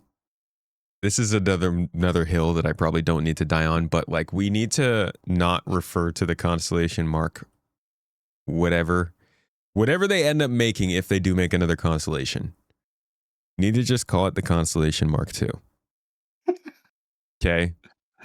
Because we can already all see the problem coming up where a bunch of people who are new to the game are like, how do I buy all the other constellations? You said there's a Mark VI. Where are all the other ones? And we have to explain, well, no, there's this and that and that. And it just feels like a inevitable problem that's I'm sorry. I'm just reading the notes here of the ships that didn't get talked about at the China show. The Stingray, whatever origin ship was teased, which I do think is probably the one that we talked about, and this Constellation Mark VI. Oh wow! Which it's going to be the Mark II. Well, will they continue to sell the old version? The old one's pretty rough. The Constellation, in lots of ways, it's a ship from an old time in Star Citizen, isn't it? It's one of those ships that, a bit like the Freelancer, where it's in desperate need of some love. But people still love the Constellation, don't they? Lots of people would go for the Taurus as their kind of one of the main ships. Yeah, I think it's still good. I mean, do you think that the amount of space that's on the Constellation is not high enough for them to get it up to standard without changing it, just like completely changing the chassis? They could do I'm sure they could gold pass it and then sell the new version. I think that's what a lot of people would assume they will do now, based on what they've done with other ships. They'll do maybe the Hammerhead gold pass is actually in 4.8. Although I've heard fairly mixed things. Some people saying it wasn't very good, but they're clearly working on. Not normally it's the variant thing. So with the Hammerhead, they're obviously doing the gold pass for the Hammerhead, but at the same time they're doing this shark laser thing that Jared hinted at. So they seem to now be combining the work, or at least utilizing the work that they're doing on a gold pass to then sell a separate ship. So they're making more money, basically. So would you be shocked if they did something like that? I don't know if there'd be another variant for the Constellation, but maybe there'd be a gold pass for what we've got, and then there'll be a new mark, whatever it will be, and they might keep both in the game. I don't know. I could 100% see them doing a Constellation gold pass and then giving us a ship based on the Constellation's chassis that acts as a small galaxy. Modular. Yeah. Yeah, that could work, couldn't it? Maybe. Yeah. I don't think that just because the Constellation is outdated, that guarantees it's going to start getting another mark. Like, they have shown us that they're willing to do different things with the different ships. I mean, the Hammerhead is a fairly old one, not as old as the Constellation.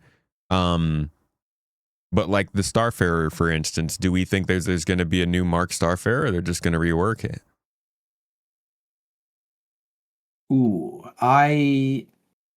Well, if they were going to rework it, you'd assume with the refueling changes that are coming in, and the fact that it looks like they're going to sell a smaller refueling ship, the Starlight, you might assume that they would have done it for these refueling changes. But I mean, the Starfarer is a crazy ship. It's like the maze that it is. Yeah.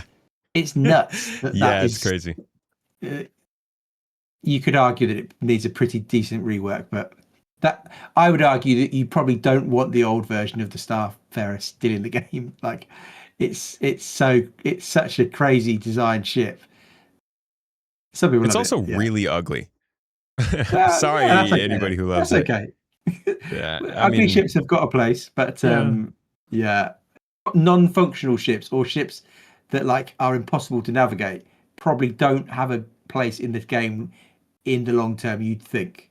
Who knows? Who knows what to do with that? Who friggin' knows? All right, here's another interesting one that came from the Star Citizen Live over in China. Food buffs possibly getting added into the game this year. I have always wondered if they would start to move more towards sleep and food and walking and stuff like that as being a buff towards your gameplay rather than a detriment. How do you think they're going to try and balance it? And what do you think they could do with food to make it actually useful to people in the game? A lot of folks are looking at this and being like, I'm not playing Sims. Get that out of here. Yeah, I mean, there's a good chance this will come in and not be balanced correctly, and therefore people will. A good chance, you say. A guarantee. I guarantee that this will need some balancing once it comes in, and people will be upset with how it first comes in. I don't know. I don't know if I care enough to give an opinion on this one. Like, in some ways, it's silly. Like, let us play the game. But this is the game they've designed, where they do want food and hygiene and showering, maybe, and sleep. I mean, sleep. We've got food in the game already and drink in the game. It's not too punishing. It's not that upsetting.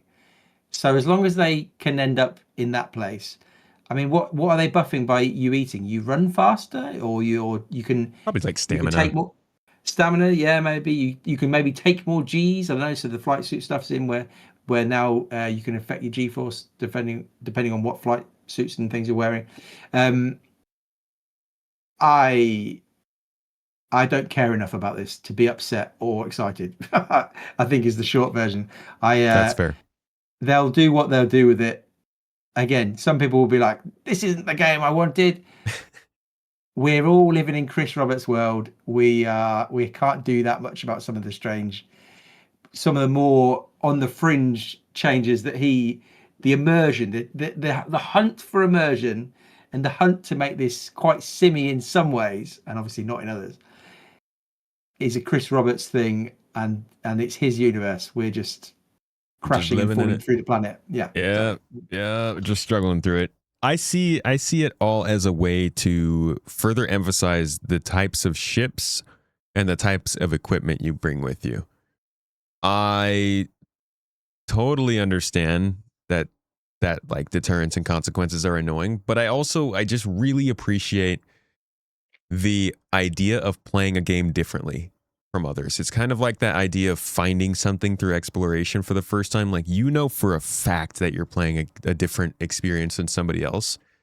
And I feel like the more and more variables they throw into the ability to customize your ship and your equipment and the stuff you're doing, the more likely it is that you can go through some experience and be like, nobody else is experiencing this. It's cool to jump into 4.7 or 4.8 in a couple weeks and put in like a bunch of hours into finding materials and getting the blueprints and doing the work and building something in those first couple weeks and being like, nobody else has done this. You made that FS9 and you knew for a fact it was the strongest one. That probably felt good just because nobody else probably had one. And I feel like that matters when you have a kitchen in your heavy fighter. You could go and kick your friend's ass in a fight, and no matter how many times he beats you, he's not going to be able to just stay out there and do everything he needs to. He doesn't have an interior. He has to go back to the space station, get off and get his food and do his stuff. And I don't know, that kind of thing, I'm hoping in the long run that makes a big difference.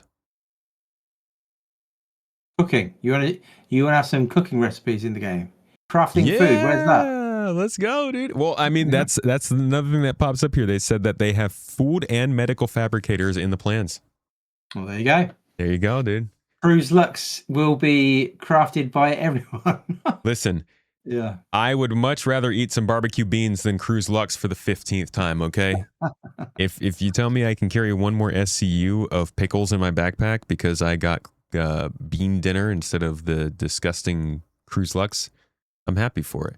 They released, Did you ever see that video they released? It's like 12 hours of just food creation. Yes. Yeah. I mean, yeah, for me, the idea of like being able to land an Aurora or whatever on a planet, whip out my a camping fire and just live on a planet in a tent for a while. Kind of sounds fun. That's obviously not important to the game in any way. So who knows whether Yeah. that'll ever happen. But yeah, the thing is, there's a load of like fluffy parts of this game where they're just, you're like, why have you bothered with that? But you got to let them do what they want to do. Chris has some strange things that he's like seems to find important, and you got to just let him cook. There you go. Let him cook. Let him cook so he can have more than cruise. It's certainly not the most important thing, but I mean, I think that's why I and a lot of people did jump into this, because they were doing not important things. Yeah. In weird ways. All right, the last interesting bit of info I wanted to cover here is just that man turrets won't support AI blades. I think that's probably going to touch a lot of people in really difficult ways.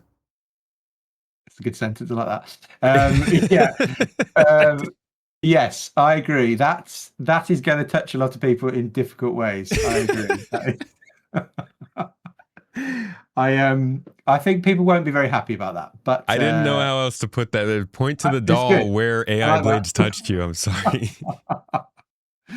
Yeah, I think people won't be that happy about that. At least they're being up front, maybe, or at least they're telling people now. Maybe before the Odin comes out and people buy this thinking they're going to be able to solo it. Yeah, I don't know. A lot of people I've seen responding to this are like, manned turrets should be manned. And I think the great debate that's going to rise up from this is like, well, I bought my ships because I thought NPCs would be able to go to those manned turrets. And now they're saying NPCs won't be in until after 1.0. So AI blades were going to be my answer. But now you're telling me AI blades won't work. And once again, we have this moment where CIG very well might be seeing a bunch of refunds on these ships. Or I guess melting of these ships. But I do think that, it's a better question than a statement. Do you think we're going through waves of people recalibrating their fleets because of these kinds of, this news is becoming more and more obvious to folks that like these big ships are not going to be easy? Yeah, I think the problem is at the moment, the Idris still has the pilot controlled stuff, doesn't it? So the Idris itself is like a solo player's dream.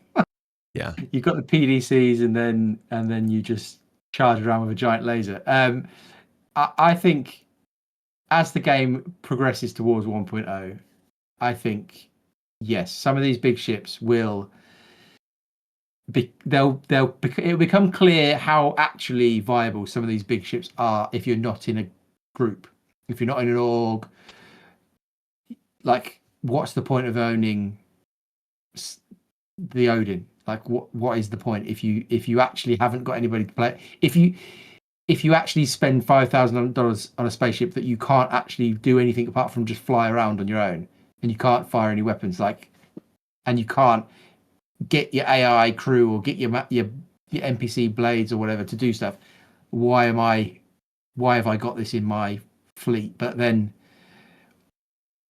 that CID they have been communicating some of this stuff. There has been a general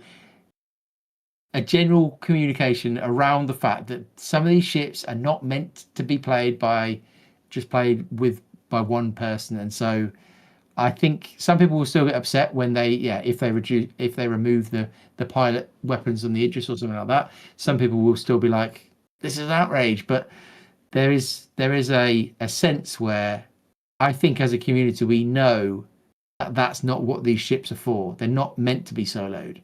Yeah. And so can we be that upset when they become not soloable in the future?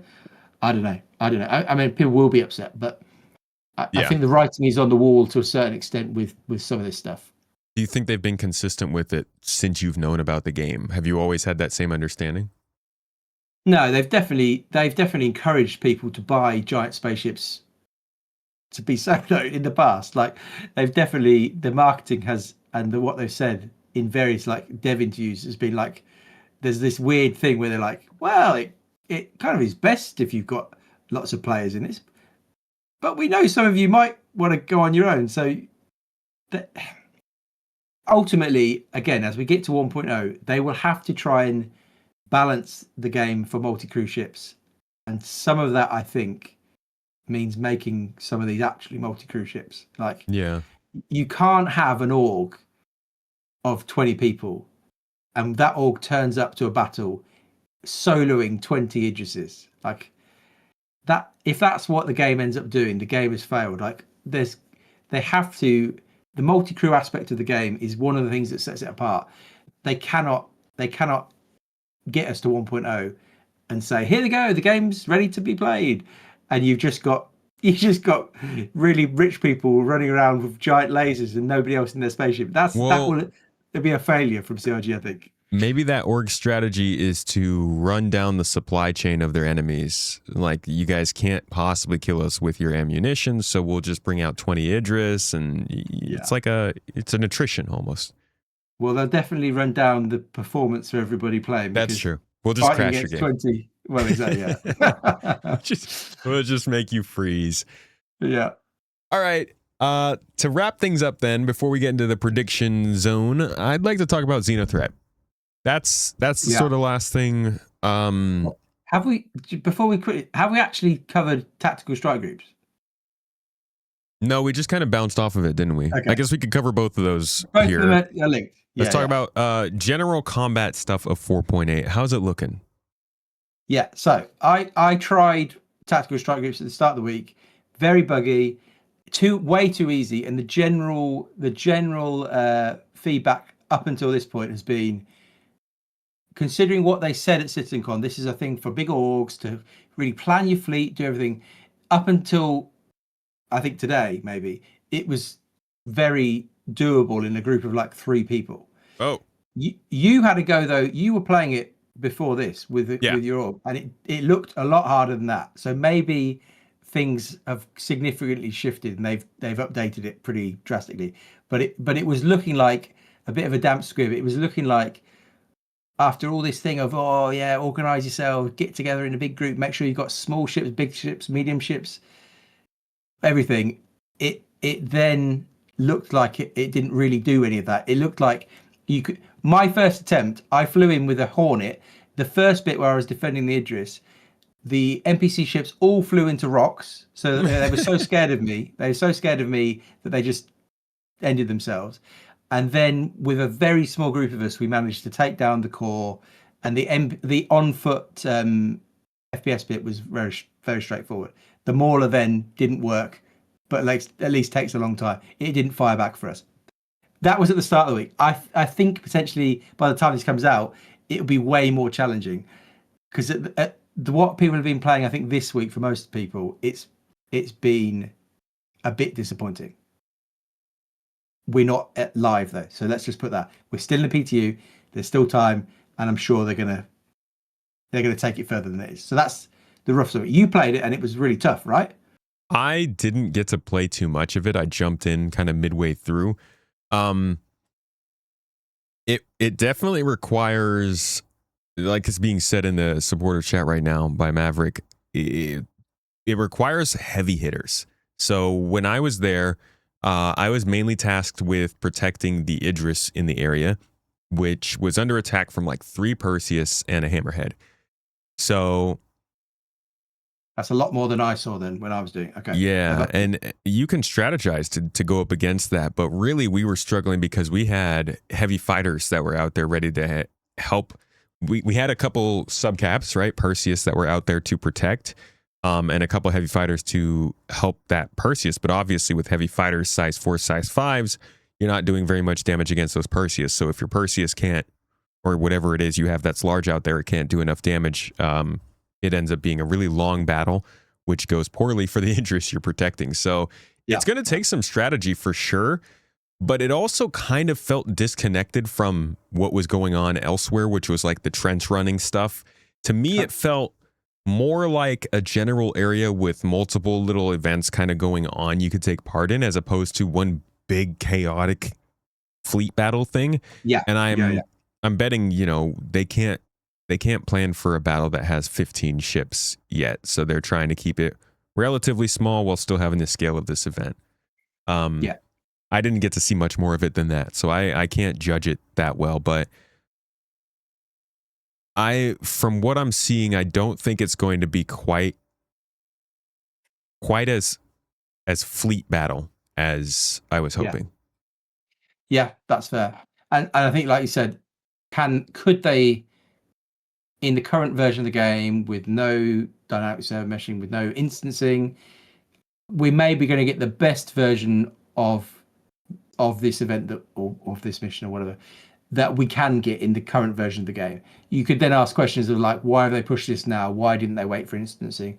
When I first arrived and then flew over the space station, well, there was a few turrets, but there was no combat. There was no ships fighting, so it just felt really underwhelming. But again, is that just a limitation of the current version of the game? Like this seems like it obviously needed social tools, and it really does look like it needed to be instance so that you could make sure the performance is good and the client side performance and the server side performance is good.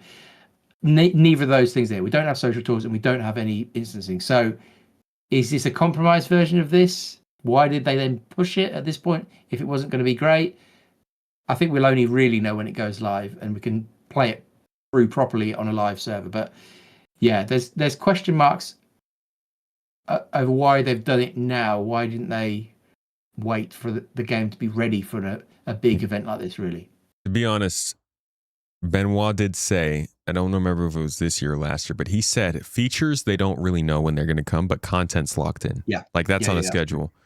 So I bet that they just had this planned and they thought, I still think that whole thing with the loading screens was for social tools. And I think they wanted them done a little earlier and they were supposed to be here for this.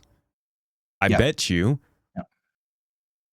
this was supposed to be, maybe they weren't going to launch a looking for group here. That was supposed to be like the third step of the social tools. But I do really think that we're at this point where any of the content they want to release for the rest of the year requires features, and none of those features are ready. Like you need instancing for the municipal works, you need Planet Tech V5 for Nix 1, and you need social tools for these fleet battles. And so now we're just at the point where they're going to start dropping them in if the features aren't ready. Yeah. Well, I'll look forward to the planets in Nix without Planet Tech. You just turn up to the planet and there's nothing there, but it's in the game. We'll see how they go. Patch always goes. The patch always goes. Honestly, it'll be just like Pyro, right? It's just you don't see the planet before you fall through it. Yeah. All right. Yeah. Okay. How about Xenothreat? Yeah. Okay, so Xenothreat is back. It's back as a reward track event. So we have these things where we have reward tracks. You earn points and you unlock things. There's blueprints to be unlocked for fairly fun things. Question marks around whether they're account bound and therefore they'll stick around for 1.0, or if they'll be wiped. We don't know, I don't think, at this stage. There's not been any information that confirms exactly how this is going to work. But Xenothreat is back. Oh, go on. That would be crazy for them to have all of these kinds of events have account bound rewards, and then this one suddenly doesn't, right? It would be a change if they didn't, but I think there's some concerns around giving permanent, quite high-end weapons and military-grade, I think, components. I think that's what. I don't want to arrive at 1.0 and then be like, well, I've got everything I could ever need, and I don't need to play the game. And so you might argue, well, these are just tier 1 versions of these blueprints. They're not the upgrades. And so they can give them to us. And it actually doesn't really matter that much because in the 1.0 version of the game, we're going to want to upgrade them anyway. So these blueprints aren't that valuable. But it's still a question mark over whether this is a good thing if they do just give us things so that everybody at 1.0, or at least the people who are here right now at 1.0, do have all this stuff on their account ready to go. You could argue whether that really matters or not, but yeah, you're right. It would be a change up because everything so far from these events has been an account bound on your web hanger thing. So we've got things like the Ardor repeaters, we've got a load of paints, we've got a load of armor from the last Molina mold thing that's just now there and isn't getting wiped. Yeah. And so somebody in the chat here in this is saying full wipe for 1.0 surely. I'm pretty sure the stuff that is on our accounts now, hanger stuff, is not being wiped. That's They're not getting rid of that. And so, as somebody pointed out, they are only blueprints. So I don't have I don't have a military grade component. I'd have to go out, mine the stuff, refine it, and then craft it. But still, the blueprints themselves are fairly. I'd argue they're fairly valuable, maybe, but we don't know how exactly it's going to be. Yeah. Yeah. Any thoughts from you on that one? Well, I think that having that explanation there, that blueprints aren't actual items, is a point, but it's also just giving yourself more work in the future to explain that to people. There is a serious psychological aspect to joining a new game, and people's willingness to go through that process depends a lot on how much they think they're behind when they start. Star Citizen obviously already has that reputation. And so the more and more that opportunity they give for people to not just spend money, but also play in certain things to get ahead for the game's launch is going to definitely affect the number of people who actually join at that game's launch. I don't think that they should be changing everything that they do now to account for that, but I think it's something to pay attention to. Yeah, they should be aware of what they're doing here and not creating a problem later down the line that will be complicated to fix or unfixable. I love the idea of like we're living through the history where we get to get things from these moments that happened, and then you can look back on them, and that stuff's great. Definitely like picking up a grade A, for instance, a military component is a lot. I think that's what it is. If I'm wrong, don't come and shout at me. But okay. I think it's something. I think it's some pretty high end stuff. Some weapons in there that are pretty high. And then the flip side of it is that it's Xenothreat, but it's not Xenothreat.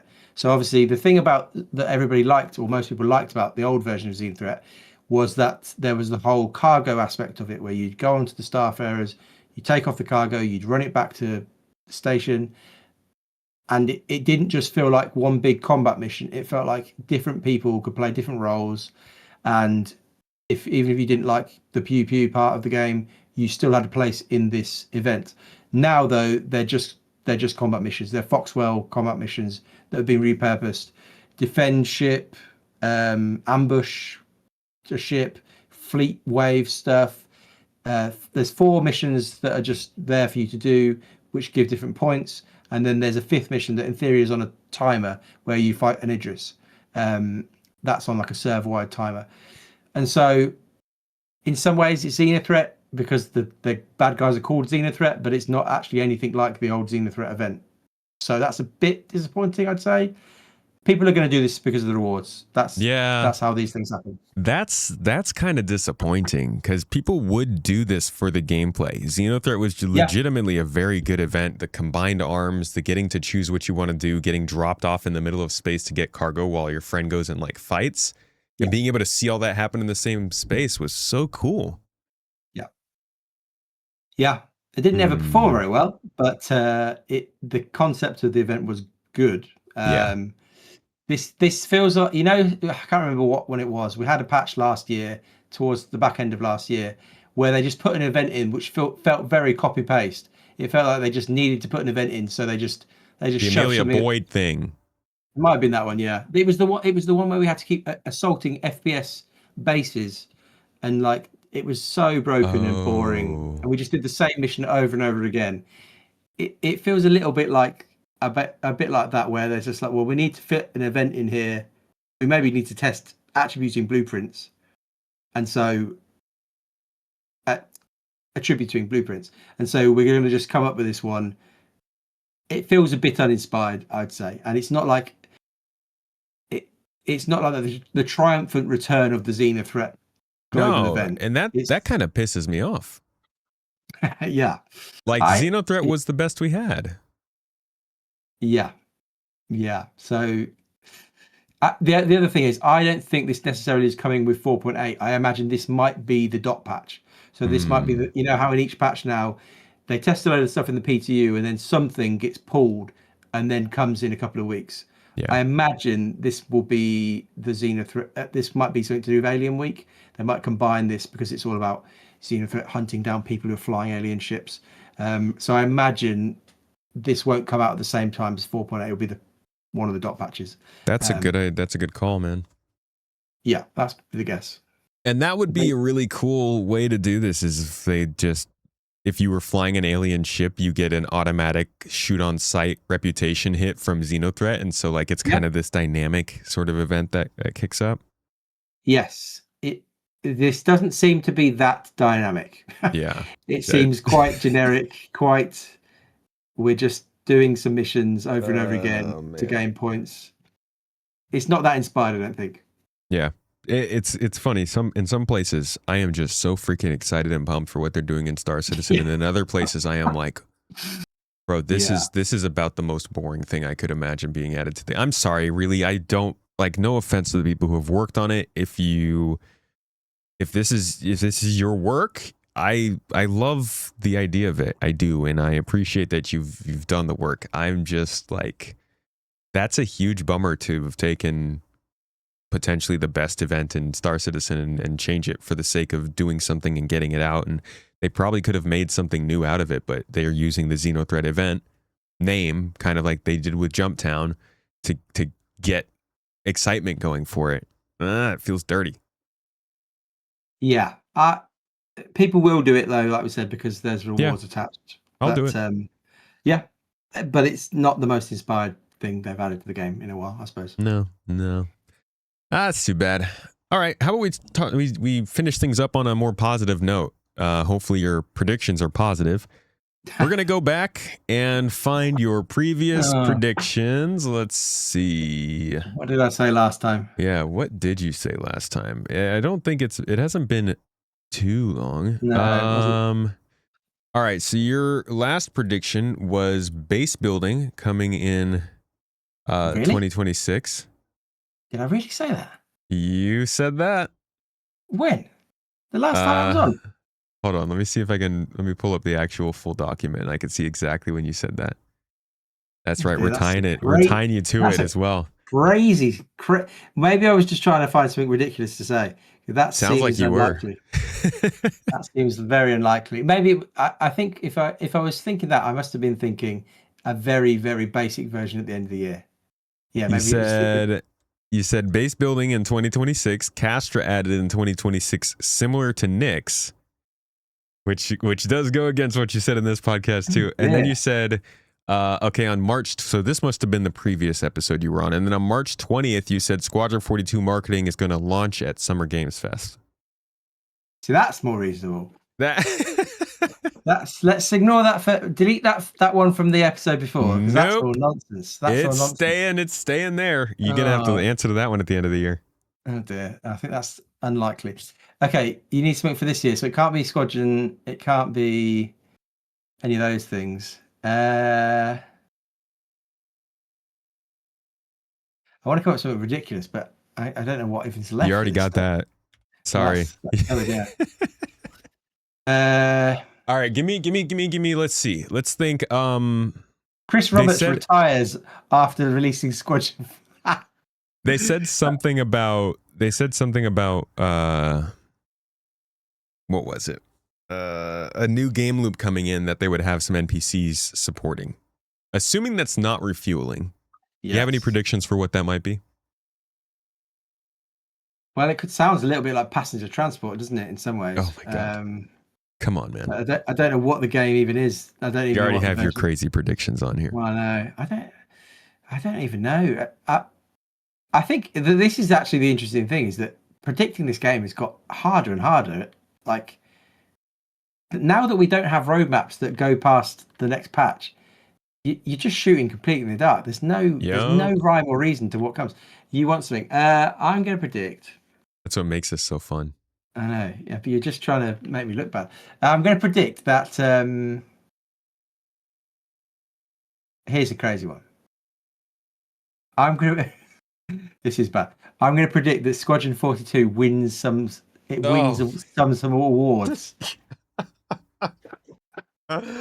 It wins some awards at like the game of. Oh my god! It wins awards for cinematics and motion capture. We have lost Senor Pound.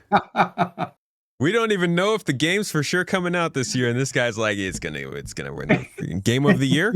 Yeah, Yeah, 2026. I'm pretty sure it won't be winning game of the year, but it might be winning. It might get some technical awards for certain parts. If it looks as stunning as you might. Oh man, it's quite late here in the UK, and I feel like that's a bad one. I don't know. Yeah, I got to start catching you at this time more often, dude. That will be interesting though to think about. Like technically, maybe it could do something. Maybe I don't know. Maybe acting. Maybe somebody really pulled out in their roles, and the writing was good enough. You'd assume because it's got the advantage over other games that the people they've cast are actually very good actors. Yeah. And most games don't necessarily have that. So there's a chance that for the motion capture stuff and the work that the actors have done, they might win something. Like, yeah, who knows? To be honest, I think it's actually going to be worse if they don't win something that's related to the acting. Yeah, soundtrack might win. That's a fair one. Yeah, I was going to say soundtrack. The soundtrack's pretty good. Yeah, no, the acting one would look bad if all these incredible actors couldn't outperform some like generic motion capture people who nobody's ever heard. Yeah, that's fair. What does that say about the writing? Well, yeah, the writing. I did watch Bishop. I think I was editing one of your videos. I was cutting up the Bishop speech. The Bishop's big, passionate speech to the Senate about going to the war. I was like, I'm not sure this is good. I'm not sure this is good writing. I think it's pretty bad. That's the older one. But yeah, I also was rewatching one of the Squadron 42 segments where you're talking to like the main technician. Can't remember what her name is. Played by Sophie Wu. And you're having a talk with her about like how you dealt with the losses in Vega compared to what you guys are experiencing in Odin. And I don't know, watching it again, I was just like, I'm not that inspired by this. Like the music is good, the graphics are good, the motion capture looks great. The writing itself, though, I'm not sure. Yeah, that could be the downfall of the story stuff, and the writing stuff might not be top tier compared to like they're working with like full on A-list actors. Yeah, the material they've been given might not be quite matching up to the level of actors they've got, but we'll see. I mean, maybe that doesn't matter too much, but we'll see. In 1 month, we might know dude. Oh my God, yeah, a lot might happen. May is crazy, folks. I don't know everything that's about to happen in the next month, but it's whatever happens, we're not going to be coming out of this month the same way we entered it. That's for sure. If nothing happens, I don't know what I'm going to do. Can you imagine if they're like, oh, by the way, actually, I know we gave all these hints that we were putting out Squadron. Unfortunately, it's actually been delayed until 2027. My God, dude, that would be. Can you imagine? That would be. That would be pretty crazy, man. Honestly, I just wouldn't believe it was coming out in 27. I just wouldn't think there was a game anymore. Yeah. Well, we've all been in that place before, though. They always get us back in. They'll release something that gets us back in. There'll be a new spaceship that brings us back into Star Citizen. Even if people like turn away in disgust, they're like, "Can you believe it? Another 2 years for Squadron." Mean, that's what saves them, is that Star Citizen is still playable, and that's why none of this would have worked if they hadn't kept this thing playable this whole time. Playable, I know, it's been laggy, but like Squadron would not have been getting this kind of support all this time. No, it is a bizarre situation where this game that is obviously Chris Roberts' passion project has been funded by primarily people who want to play this other game. Like a lot of people are they really want to play Star Citizen, and yet a lot of the money that people have put into that project has actually been used to make this other game. And so, yeah, let's just get it out. I think I said this in the video the other day. I just want the relief of when Squadron's out, the relief that it's done. We can just crack on with Star Citizen, and it'll be a feeling of relief when we get that release date, the pre-orders open up, and then when it actually comes out, I think I'll breathe a sigh of relief, be like, oh, that chapter is finally over, and we can now hopefully focus on Star Citizen 1.0 rather than chapter 2 of Squadron. But that's being able to just talk about all this like actual game and not just some plan in the future that'll be great. Any last thoughts? Things you wanted to call out? Only that you've screwed me over there big time with that prediction thing. I feel like I'm gonna look back at that and be embarrassed. But anyway, no, it's going to be a fun patch 4.8. There's loads of stuff in it, almost too much to even cover in something like this. And yeah, like you say, everything coming up, all the ship sales, all the potential Squadron news. We might be in for the most exciting run of months in the project's history, which maybe isn't saying something because for a lot of the time nothing really happens. But I think it's going to be a fascinating next 6 months. I was actually about to ask, do you think this is about to be their biggest month ever? Funding wise, in terms of releases, have they ever like done more like feature and ship releases at the same time? Even this feels like it's even bigger than 4.0. I think that's probably right. Yeah. I mean, we've not even covered everything. The command module is in the Caterpillar. You can detach and do all that stuff. There's right. Tons. Like Docking there's tons of stuff. Yeah. Transportation refactor is in there. Yeah, the transport system or whichever one it is. Yeah, I don't know if anybody will necessarily notice that one because that's such a behind the scenes thing. You just hope it works. But yeah, no, that it probably is their biggest. Maybe it's their biggest ever patch. In lots of ways, mate. You could argue the significance of 4.0 with server meshing was bigger, but they're throwing tons at the game in this one, and as we've seen, tons of spaceships. So they'll probably make the most money they've ever made at Defense Squadron, you'd think. And yeah, Chris will have his third gold-plated yacht or whatever he does with his money. Yeah, we'll see. As long as he's got a good computer on board it to keep playing, we got to make sure he's actually playing the game, right? Yep. All right, man. Thank you so much for joining me for this one. As always, it's a great opportunity to talk about the game. We go for a very long time. I think this is a new record for longest launch sequence episode. Thank you so much for burning the late. What is it? What did they say? Burning the midnight oil. And that's it. Yeah, very good. Yeah. Thank you for staying up late for this one. And thank you everybody for listening and tuning in. If you enjoyed this, please consider giving it a rating, sharing it with your Star Citizen friends, leaving a review on Spotify. We are on audio platforms if you don't like YouTube and our videos, those snobs. But seriously, word of mouth goes a long way because Star Citizen's still not quite out there. So if you know people who want to listen to more discussion, get more of that weekly news, or just enjoy some discussion and talk when they're commuting, give them a share. And 10 Pound, can you let the folks know where they can find you?